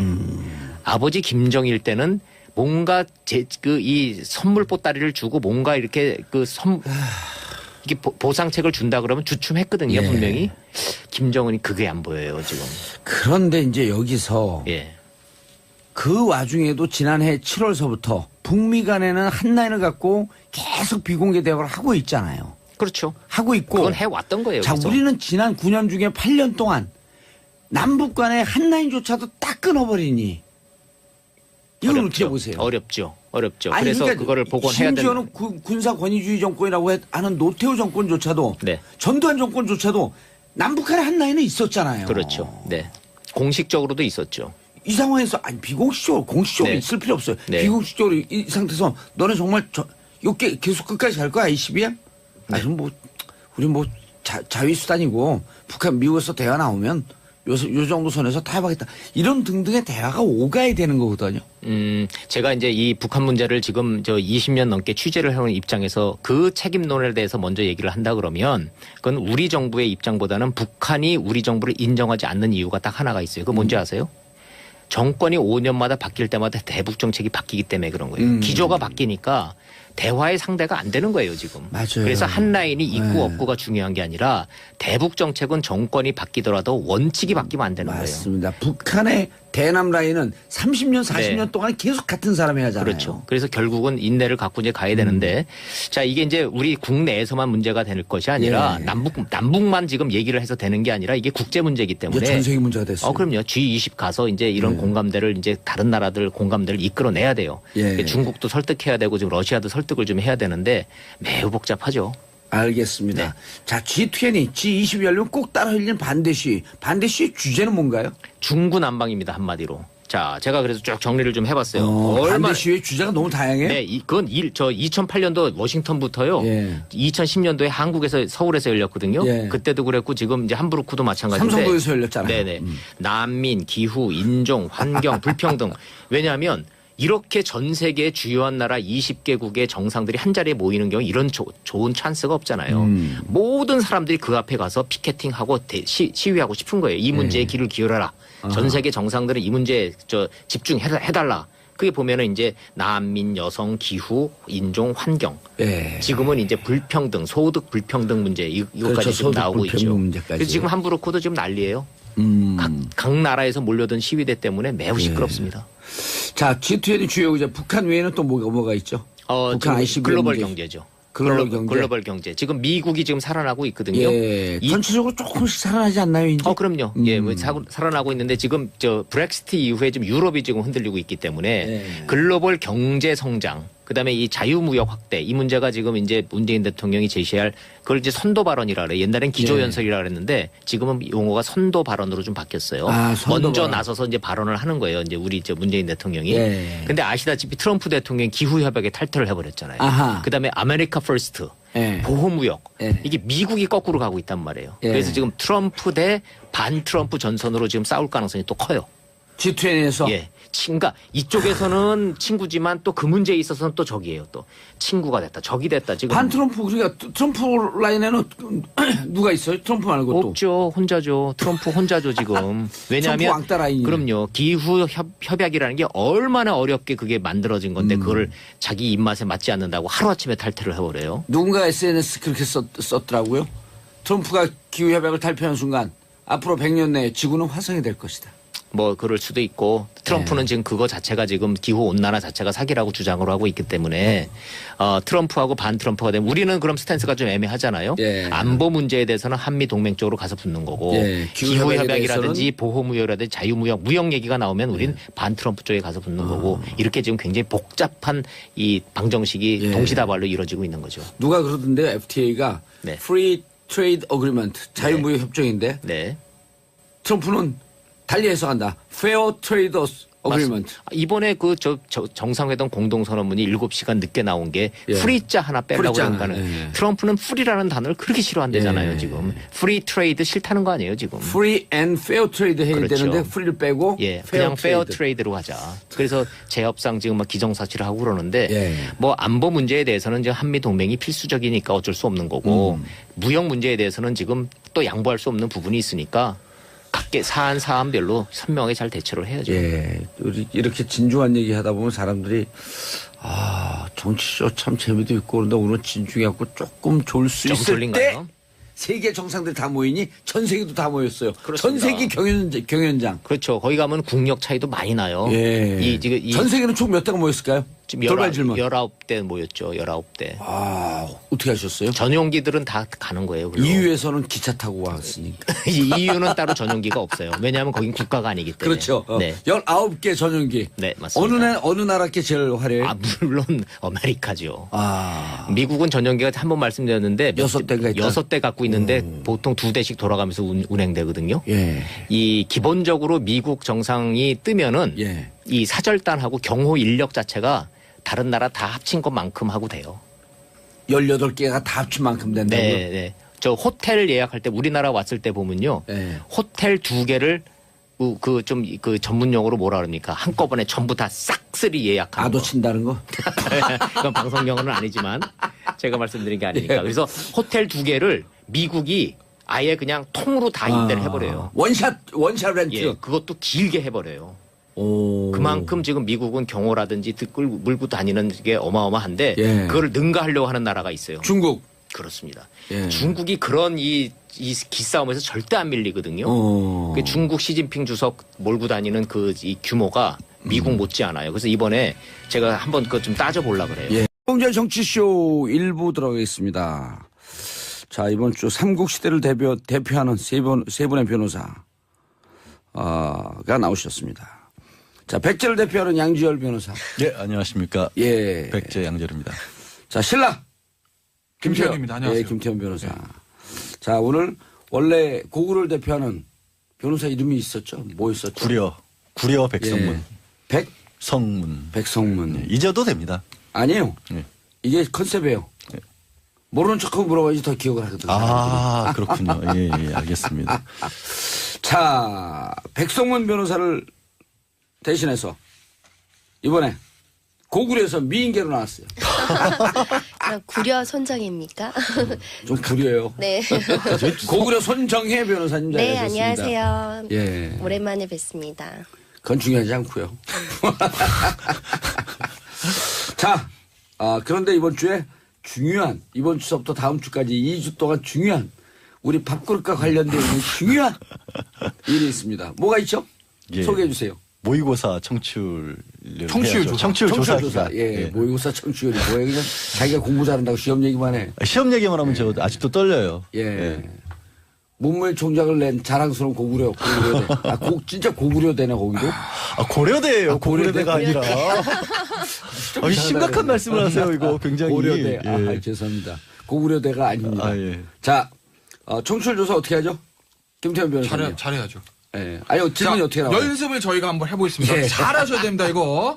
잘해야, 잘 나와야 스폰서도 많이 붙고. 스폰서. 예. 잘 안 나오면 정치쇼를 못 들을 수도 있습니다. 예, 그렇게 협박하지 마시고요. 그냥 잘하셔야 돼요, 이거. 예. 자, 제가 이제 문제 들어갑니다. 제가 이제 무슨 역할을 하는 거냐면요. 청취율 조사기관에서 전화가 갈 거예요. 전화면접 청취율. 조사. 예. 자, 따르릉 내가 그거에 내가 효과문 할게요. 예. 띵, 예. 띵, 예. 띵, 타카타크를 받아야죠. 여보세요? 예, 청취율 조사기관인데요. 아, 예, 안녕하세요. 예, 몇 가지 질문 좀 드릴게요. 네네네. 혹시 어제 라디오 들으셨어요? 그럼요. 여기서 그러면서 이렇게 해야 됩니다. 그럼 어제 10분 이상 청취한 라디오 프로그램 있으세요? 당연히 있죠.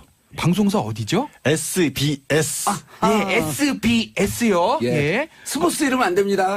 절대 안 됩니다. 정확하게 스포츠는 될것 같은데. SBS. 스포츠 아니요, 안 돼. SBS. SBS. 유사 SBS. 방송국 나가면 안 됩니다. S 본부는 안 돼요. 예. SBS. 쉽습니다. 예. 알파벳 2개면 돼요. 그럼 알파벳 세 프로그램, 개. 예. 똑같은 오케이. 거니까. 프로그램 그럼 진행자 이름은 뭐죠? 정봉주. 잘하셔야 됩니다. 그래서 예. 정봉주야지 뭐. 예. 봉도사. 아니, 틀린 예를 들면 안 돼요. 그만 기억나. 틀린 예를 들면 안 돼요. 내가 이명박 아바타입니까? 그 아바타 기억나죠? 그렇죠. 틀린 거 하면 안 돼. 정봉주. 네. 그럼 프로그램 이름은 뭐죠? 정치쇼. 정치쇼. 정봉주의 정치쇼. 자, 사장님 듣고 계시죠? 이분들 오늘 출연료 인상 곱하기 2 더블 쏜다! 아이고, 감사합니다. 다시 한번 SBS 정봉주 정치쇼. 요 세 단어입니다. 예, 예. 공부 이래서 공부도 잘했구나. 정말야. 오랜만에 예스복스 시험 보니까 떨려요. 예, 방송생활 참 4년 만에 참 이런 건 또 처음이네요, 제가. 예. 처음 해봤죠. 처음 해봤어요. 예, 좋아요. 이런 거 근데 서로 돕고 사는 거예요. 네, 그런 거죠, 뭐. 자, 부패한 공직자는 국가 국민 조직의 적이다. 법조계 문밀 검찰총장 지명자가 이런 얘기를 했어요. 네. 어떻게 보셨어요? 아니 일단 그분이 지금 하셔야 될 일 자체가 예. 검찰 개혁의 어떤 선봉은 같이 맡으셔야 되죠. 이제 예. 법무부 장관이 새로 임명이 되실 거고 조국 민정수석이 있고 검찰 내부에서 맡을 검찰 수뇌부 총장으로 후보가 되셨지 않습니까? 예. 그러니까 이제 기자들이 검찰 개혁 어떻게 할 거냐라고 했었을 때 일성이 이런 식으로 답을 하신 거예요. 내부에 정말 검찰의 적이다. 예. 왜냐하면 이런 우려들을 많이 하잖아요. 검찰을 개혁한다고 하면 가장 먼저 검찰 내에서 반발이 있을 텐데 그 부분을 어떻게 극복을 하실 겁니까? 라고 하셨을 때 단연코 이거는 우리에게도 적이다라는 식의 표현을 하신 거죠. 그만큼 강력하게 협조를 하겠다는 의지로 봐야죠. 그런데 자 문무일 그 부산 고검장이죠. 출신은 광주고 간단하게 어떤 사건을 주로 했었는지 소개 좀 해주시죠.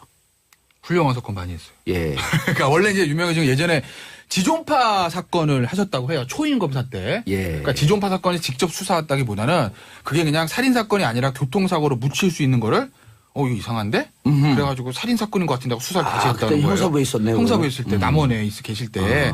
근데 처음에 교통사고인 줄 알았다는 누구나 경찰에서 그렇게 올라온 거예요. 근데 이분이 하다가 야 이상해. 야 교통사고인데 차도 별로 파손도 안 돼 있고 운전하는 사람이 신발을 안 신고 있네? 신발 안 신고 운전해서 교통사고 나는 사람이 어딨어? 이거 살인사건이야. 이렇게 수사를 한 거예요. 그런데 알고 봤더니 그때 그 교통사고로 죽었던 그 사람이 지존파 사건의 피해자 중에 하나였던 거예요. 오. 네, 그렇게 됐다는 거예요. 죽여서 교통사고로 그렇죠. 위장을 한 거죠, 위장해서 지존파들이. 추락사를 네. 한 사건이 교통사고로 네. 접수가 됐는데 그건 묻지 마세요. 저희 우리 그런 나이 따지지 말고 그냥 그러면 귀여운 걸로. 제가 다 알아요. 예, 제가 다 아니까. 자, 그런데 제가 궁금한 건, 자, 이명박 대통령 시절까지 잘 나가다가 박근혜 정부 시절에 살짝 외곽을 돌았어요. 그리고 특수통이라고 하는데 이제 두 개의 사건을 우리가 좀 짚고 넘어가야 되는데 첫 번째, 2008년 BBK 기획 있고 예, 김경준 네. 그 부분에 대해서도 양쪽 다 무혐의를 했어요. 네. 결과는 어찌 보면 정상이에요. 네. 그런데 그때 미처 짚지 못한 게 홍준표가 홍준표 전 지금 현재 대표가 흔들던 그 편지의 진위 여부예요. 이게 네. 지금 국민의당 조작된 거 이상으로 조작이 된 거거든요. 자, 그걸 타치 안 한 거. 예. 두 번째 이번에 성완종 친박들 다 빼고 이완구 이완구 전 총리와 총리와 저 홍준표 현재 두 명만 자유한국당 기소한 대표만 거. 기소한 이거 거. 분석해 주세요. 첫 번째 BBK 같은 경우에는 예. 사실은 이제 그 당시에 지금의 이제 여기 친문무일파일 것 같기 때문에 저쪽에다 질문한 거예요. 얼마나 한번 비판적으로 보는지. 비판을 안 하려고 그러는데 왜? 그래요? 비판적까지 많았었거든요, 사실. 예, 근데 비판적인 의견도 많은데 사실 내용이 뭐였냐면 그때 당시에 야권에서 예. 이명박 어떻게 보면 당시 후보를 공격하기 위해서 김경준 씨를 일부러 기획입구를 시켰다라는 예. 부분을 수사를 하라고 맡긴 거였어요.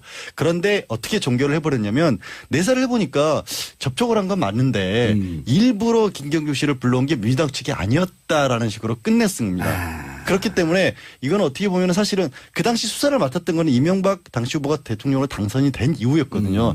원래 정권의 비위를 맞추려면 그거를 야당을 쳤어야 되는데. 야당을 쳤어야죠. 아하. 이게 이명박 대통령을 공격하기 위해서 일부러 만들어낸 거다라는 식으로 해서 뭐 야당 의원들을 구속을 시킨다거나 수사를 했었어야 되는데 수사를 들어가질 않았어요. 내사 종결이라고 해서 아예 정식 수사에 들어가기 전에 이건 수사할 가치가 없습니다 하고 털어버린 겁니다.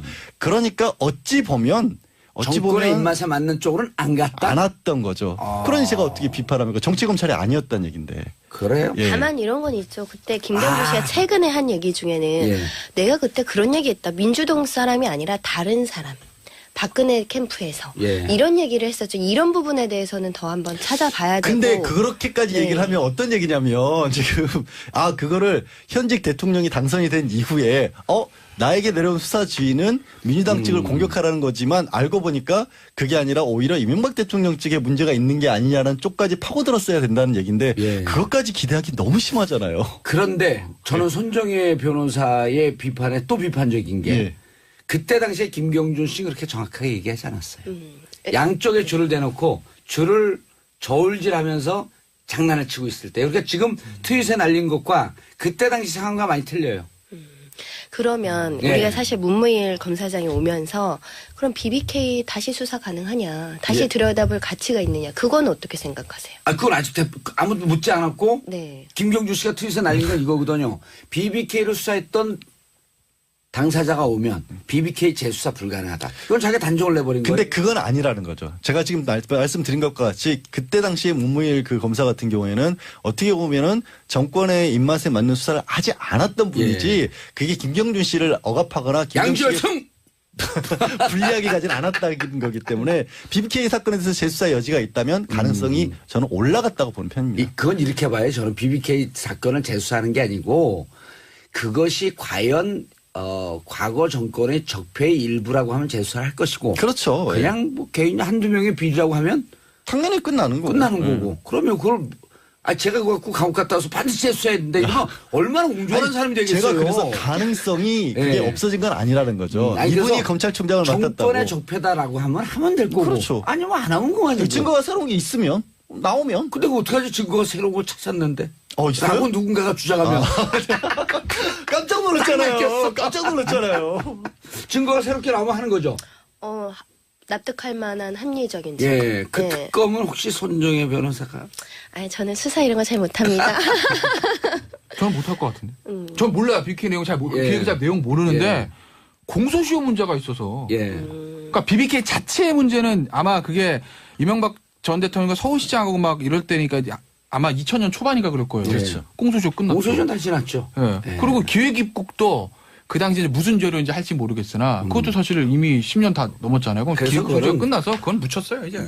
그거를 이제 하게 되면 관련 특별법 뭐 이런 게 있을 수가 있는데 근데 특별법 만져 소급을 아니 일단 사면 복권을 시켜드려야 될 거예요. 뭐 그거는 뭐 아니 근데 이제 독일에 계신 분이 재심하나요? 이런 거예요. 재심까지 아니, 가는 이런 걸로? 게 아니고 뭐냐면 그때 전혀 다루지 않았던 증거가 나오면 공소시효가 새로 시작되나요? 어떻게 되나요? 그러니까 그건 아니고 새로운 증거가 나오면 그게 이제 확정 판결 받은 거면 예. 새로운 증거가 나오면 예를 들어 재심할 수 있죠. 그러니까 김경준 같은 경우에는 지금 뭐죠? 예. 확정해서 13년을 지금 복역을 모르겠잖아요. 했잖아요. 그러니까 만약 에 새로운 증거가 나오면 10년? 그러면 뭐 10년, 예. 재심을 할 수는 있죠. 예, 알겠습니다. 자, 성완종 거도 살짝 타치라고 넘어가죠.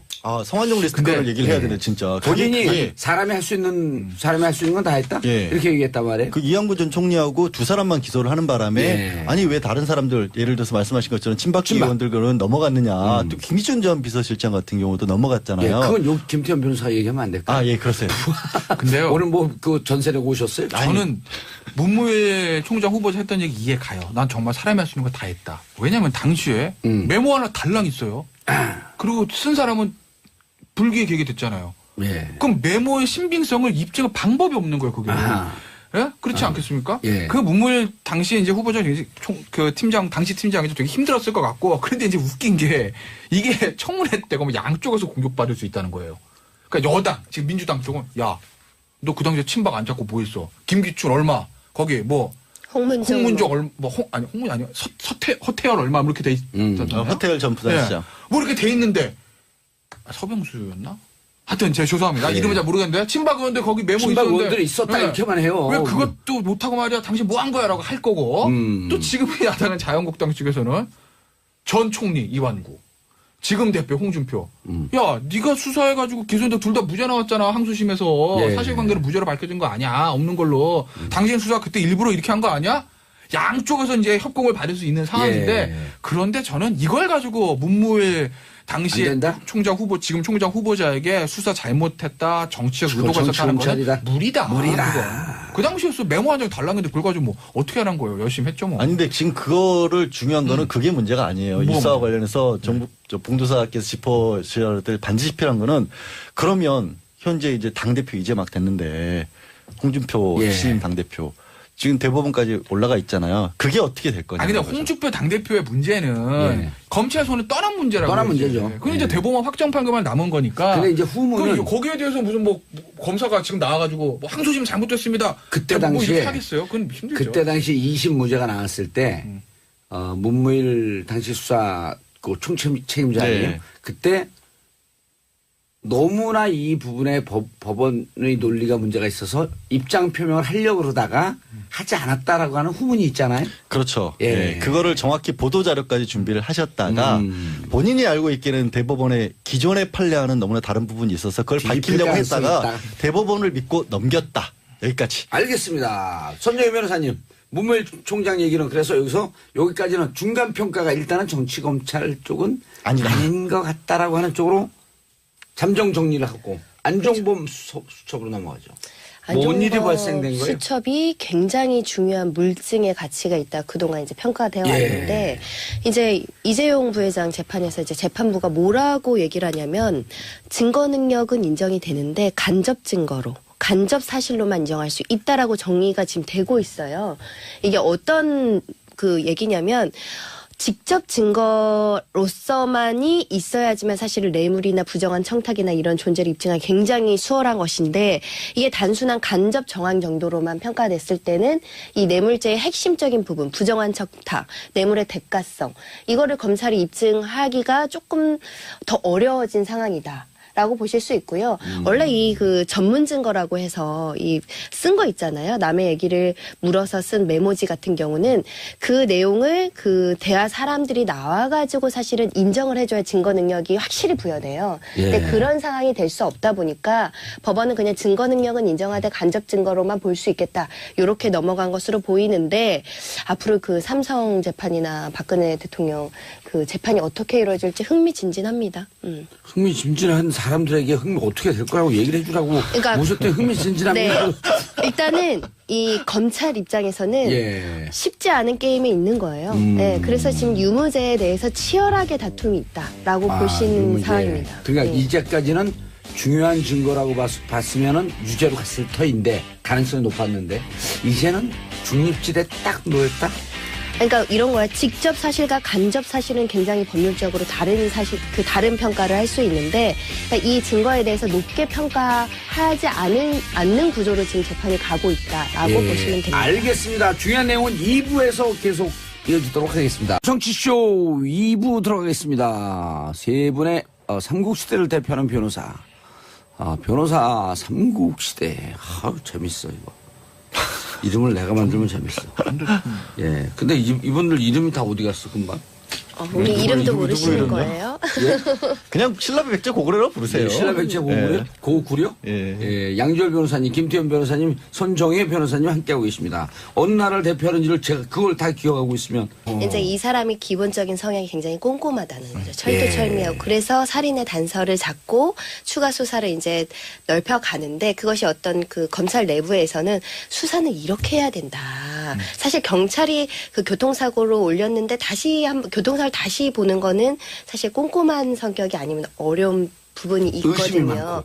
네, 그런 부분들에 있어서 이제 좀 수사를 잘한다, 내부 예. 신망도 두텁다 이런 얘기들이 있는 거고요. 말씀하신 것처럼 사실은 수사를 잘하니까 당대의 중요 사건들을 굉장히 경험한 전력들이 되게 많은 거죠. 그러니까 정권을 넘나들면서 뭐 예를 들면 변희양군 신장화 사건, 그리고 우리 뭐 직전을 따지면은 우리 성완종 사건, 뭐 이런 것들 많이 하다 보니까 뭐 예. 노무현 대통령 채측근 사건 이런 것들 이제 특수통으로 알려지면서 굵직굵직한 사건을 많이 해봤고 뭐 효성 비자금 사건이라든가 이런 어떤 대기업 수사, 부패 관련된 수사 이런 것들도 많이 한 전력이 있기 때문에 그런 그 높은 경험, 전문성 이런 것들을 좀 높게 보지 않았나 해요. 어떻게 그렇게 잘하세요, 근데?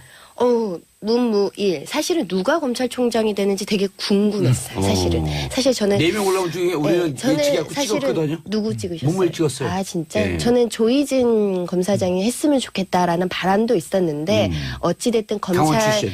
내부의 어떤 그 조직을 좀 결속시키고 반발을 좀 줄이는 인사를 해야겠다라는 그 문정부의 어떤 인사 코드도 읽히고 적절했다고 보입니다. 호남 출신이고 앞으로 또 검찰개혁 TF를 했다는 전력들이 예. 개혁의 이해도가 높다는 거거든요. 아하. 예, 그게 이제 중요시 됐던 것 같아요. 김태현 변호사님 네. 인터셉트 당해서 주정까지 밀려날 뻔했어요. 나가려고 그랬어. 자 그런데 네. 자 이제 보통 지역 안배 이런 부담이 있거든요. 그래서 맞아요. 법무부 장관도 호남 여기 광주일고 출신이거든요. 문무일. 제가 잘 알아요 개인적으로. 그렇겠죠. 예. BBK 기획입구 수사했던 네, 그렇죠. 분이거든요. 네.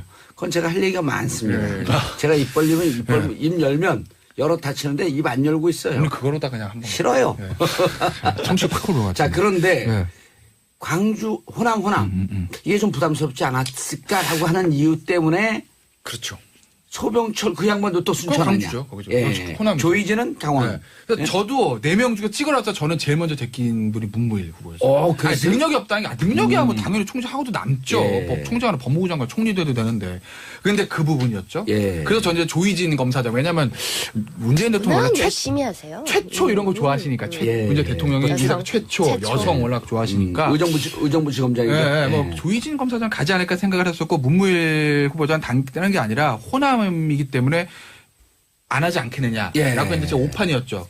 이런 생각을 하는 거예요. 저는 제 법무부 장관이랑 검찰총장 같이 있는 지역에 놓은 게 예전에 천정배 장관, 김정빈 총장, 호남 라인 예. 노무현 대통령 그 이후로 12년만 처음이거든요. 그 전에도 별로 없었어요. 왜냐하면 사정기관장을 다 양쪽 갈라주니까요 지역을. 그래서 제가 호남은 안 하지 않을까라고 했는데 했습니다 대통령이. 예. 두 가지일 거예요. 뭐 문무일 후보자 능력이 있다. 그건 뭐 당연한 거고 정치적인 코드만 말씀을 드리면 두 가지예요. 하나는 박상기 후보자가요. 만약에 검찰 출신이었으면 안 했을 수도 있어요. 교수 출신입니다. 지역색이 얕을 수밖에 없어요. 검사들은 승진하면서 알게 모르게 지역 때문에 특혜도 받을 수도 있고 차별을 받을 수도 있고 역차별 받을 수도 있고 지역색이 씌워질 수밖에 없는데 교수는 약하거든요. 그러니까 박상기 후보자가 교수기 때문에 호남색이 옅어요. 그게 예. 하나 있는 것이고 또 하나는 저는 이걸 어떻게 보냐면 문재인 대통령의 인사를 흐르는 코드 호남을 중시하겠다. 왜? 문재인 대통령과 참모들은 아는 겁니다. 과거 정권들을 봐왔죠. 집권 세력이 언제부터 힘이 빠지기 시작하느냐. 집권 세력이 분열입니다. YS는 JP가 나면서 어려워졌고요.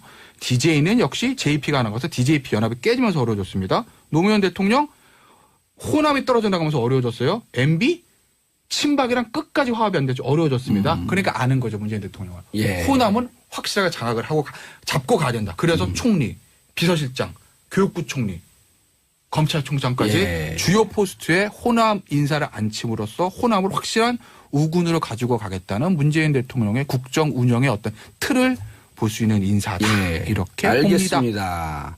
자, 샵 1035 단문 50원 장문 100원 삼국시대 삼변시대 여러분 함께하고 계십니다. 자, 보는 라디오 양절 변호사, 김태훈 변호사, 손정혜 변호사 함께하고 계시고요. 윤영희님, 김변한테 가해받으면 성적 팍팍 오를 것 같아요. 행복은 성적순위, 행복은 성적순위 아니에요. 이분들 성적에 능한 사람이거든요. 전격 꼴찌한 저도 여기까지 살아남았습니다. 더운 월이 비봉주. 예, 5884. 증언할 거 있어요. 예. 오늘 안 나온 백성문 변호사. 예. 예, 막내 동생. 예. 저희 수제자. 아, 그래요? 다음 주에 그걸 봐요? 그걸 뭐 과외하지 마세요. 자랑이라고 그런 아니요, 거. 무슨 자랑하고 과외하지 않고요. 전격 꼴찌해도요. 세상 행복하게 살 수 있어요. 자, 여기 모두 개그맨 분들인가요? 3변 너무 웃겨요. 크크크. 자, 8009님, 여성 변호사님, 장나라 목소리가 닮았어요. 귀여우세요. 여기 계신 분이 조금 더 나이가 위기 때문에요. 장나라가 손정혜 변호사님의 목소리를 닮았습니다. 아, 저기 아니에요? 잠깐. 제가 저 알기로 사랑해요. 손 네. 변호사님이 더 어려요? 아니, 오. 장난하시 몇 살이시? 변호사고 있죠. 근데 왜 그렇게 기억력이 안 좋지? 술 많이 드셔서 그래요. 술 안 먹어요. 술 먹으면 해마가 줄어든다고 기사가 나오더라고요. 아, 그래요? 해마가 뭔지 모르니까 걱정 안 해. 자, 안종범 전 수석 얘기하다가 말았죠. 사실 이게 뇌물죄를 입증하려면 이 대가관계랑 청탁을 입증해야 그렇죠. 되는데 만약에 청탁이 있었다면 박 전 대통령이랑 이재용 부회장이 독대 자리에서 이루어지는 거잖아요. 증인이 없습니다. 증거가 없어요. 그래서 그때 가장 중요한 증거로 떠오른 게 수첩의 기재 내용. 여기에 삼성 관련 현안이 적혀 있고 관련된 내용이 적혀 있고 그러면 이것이 대가관계나 청탁의 어떤 묵시적 청탁 적어도 이것까지 인정할 수 있는 거 아니냐. 그게 이제 검찰 측의 주장이고 삼성은 이 수첩은 직접 증거로 쓸 수 없다. 혹시 안종범 수석에게 증인 나왔을 때 직접 물어보는 겁니다. 끼워 넣어줄 수 있는 구조 아니냐. 나중에 거기에 덧붙여질 수 있는 거 아니냐. 얼마든지 조작 가능성이 있다. 근데 안종범 수석은 그거는 부인했어요. 그 더 이상 끼워 넣거나 박 전 대통령이 얘기하지 않은 것을 자기가 임의로 조작한 건 전혀 없다. 예. 내가 그때 들었던 걸 그대로 기재한 게 맞고 박 전 대통령이 말이 너무 빨라서 내가 그거를 받아 적는데도 시간이 부족해서 뭔가 내가 그것을 내 생각을 입힌 적은 없다. 이거는 또 사실은 그 검찰 측에는 유리한 증언인 거고요. 이런 여러 가지 정황들을 고려해서 재판부가 최종적으로 판단을 해야 되는데 다른 어떤 유력한 유죄를 입증할 만한 증거가 있느냐. 이게 이제 유무죄 판단의 가장 중요한 그 핵심 쟁점. 근데 안종범 전 수석 예. 증언을 제가 하나 더 붙여요. 예. 그렇게 얘기를 했는데 거기다 뭐라 그러냐면 근데요. 박 전 대통령이 저한테 삼성 국민연금 움직여서 삼성 합병 도와줘라고 말한 적은 없는데요. 이렇게 얘기를 해버리거든요. 왜냐하면 그 수첩이 문장이 아니에요. 그러니까 수첩이 예를 들어서 대본처럼 박 땡땡 이재용이 부탁하니 국민연금에 전화해서 신경 써주세요. 뭐 이렇게 얘기했다는 완전한 문장으로 예. 이재용이 이렇게 얘기해서 박이 이렇게 얘기했다고 한다. 이렇게 썼으면은 있을 텐데 뭐 말이 좀 될 텐데 이게 단어의 나열이란 말이에요, 사실. 핵심 키워드. 그러니까 그 연결고리가 완벽한 문장으로 되지 않으니 예. 특검이 보는 시각에서는 야 이런 국민연금 이런 단어 있으면 국민연금 단어가 있으니까 야 국민연금 단어 있으면 그거 국민연금 움직여서 하라는 소리 아니야라고 얘기를 할 건데 변호인 측에서 보면 의심스러우면 피고인의 이익 아니냐? 거기 어디 국민연금의 합병 움직이라고 지시하라고 돼 있니? 국민연금 단어만 있잖아. 그건 대통령 입장에서 보면 지금 국민연금이 어디 찬성할 거니까 이렇게 온 경제신문을 도배하고 이슈니까 충분히 그렇게 사회적 현안에 대해서 얘기할 수 있는 거 아니야? 이렇게 얘기를 하는 거죠. 아리까리합니다. 근데 기본적으로 형사소송법 원칙이 아리까리하면 피고인이 이익을 하게 돼 있는 거라는 거예요. 그렇기 때문에 지금 이 증거 판단 이런 쪽에서 삼성 측이 조금 유리한 입장을 가진 거죠. 예, 양결 변호사님. 그런데 문제는 이런 거예요. 자, 이 재판 이 과정만 보면 너무 맞아요. 네. 그리고 안종범 수석한테, 이재용 부회장은 안종범 수석의 수첩이 증거 능력이 없다. 그런데 이제 어제 이재용 부회장 측에서 뭐라 하냐면 추가로 당신이 내용을 넣었을 수도 있지 않냐. 그러니까 아까 얘기했던 말이 너무 빨라서 내 생각을 넣을 수 없다 하면서 이 증거를 안종범 전 수석이 인정을 한 거거든요. 그러니까요. 그런데 그게, 예. 그런데 이제 질문이에요 이게. 예. 문제는 뭐냐면 자 이렇게 정확하게 얘기를 들으면 양측의 주장이 다 맞는 것 같은데 국민들이 이렇게 생각하는 거예요. 야, 이거 78억 줬어? 우리 일반인들이 7,800만 원 이거 줘봐. 예. 그걸 이렇게 재판해갖고 니네 다 무죄 줄 거야? 그러니까. 일반 국민들은 이러면은 5년 10년을 때리면서 이게 무슨 이게 무슨 재판이야라고 이렇게 항의성 불만이 있는 거예요. 이 부분을 어떻게 설명할 거냐는 거예요. 그러다 보니까 이제 진짜 글자 그대로 유전 무죄, 무전 유죄라는 얘기를 또 할 수밖에 그런 없는 얘기 듣기 상황이 싫어요. 감옥에도 가면 돼버리는 벽에 거고. 다 써 있어요. 듣기 싫어요 그런 거. 이게 공식처럼 모든 거를 하나를 다 커다란 어떤 증거가 커다란 사건이 있으면 그 사건을 바라볼 때는 이게 좀 다른 기준을 적용을 해야 될 텐데 네. 말씀하신 것처럼 똑같이 김태현 변호사 얘기한 것처럼 모든 어떤 법리를 갖다가 그래서 수학 공식처럼 갖다 맞추는 거예요. 그럼 이 수학 공식이 들어맞냐 안 들어맞냐로 들어가다 보니까 더 큰 사건일수록 더 엄격하게 따지다 보니까 이게 국민들의 바라볼 시간이 달라요. 말씀하신 것처럼 78억은 실제로 건너갔고 예. 계약서는 왜 200억이, 건너간지도 모르고. 200억이 넘어가게 건너가 주기로 했었고 예. 받은 거는 딱 최순실밖에 없는데도 불구하고 하나하나 따져서 그럼 왜 건너갔는지를 입증을 해라고 들어가면 증거가 당연히 없죠. 뇌물인데. 그럼 두 사람밖에 지금도 문제가 된 게 왜 증거 능력을 없다고 했냐면 그 두 사람이 25일 날 만나는 자리에는 안종범 수석이 들어가질 않았고 전 수석이 들어가질 않았고 27일 날 두 사람 독대 끝난 다음에 박 전 대통령 얘기를 전해들은 거거든요. 그러니까 그 자리에 있지도 않은 사람이 쓴 거니까 그 내용을 그 단어만 가지고는 우리 인정할 수 없다라고 봐버린 거예요 법원에서. 그러니까 그게 국민 감정에 안 맞는 부분이 명확하게 있고 결국에는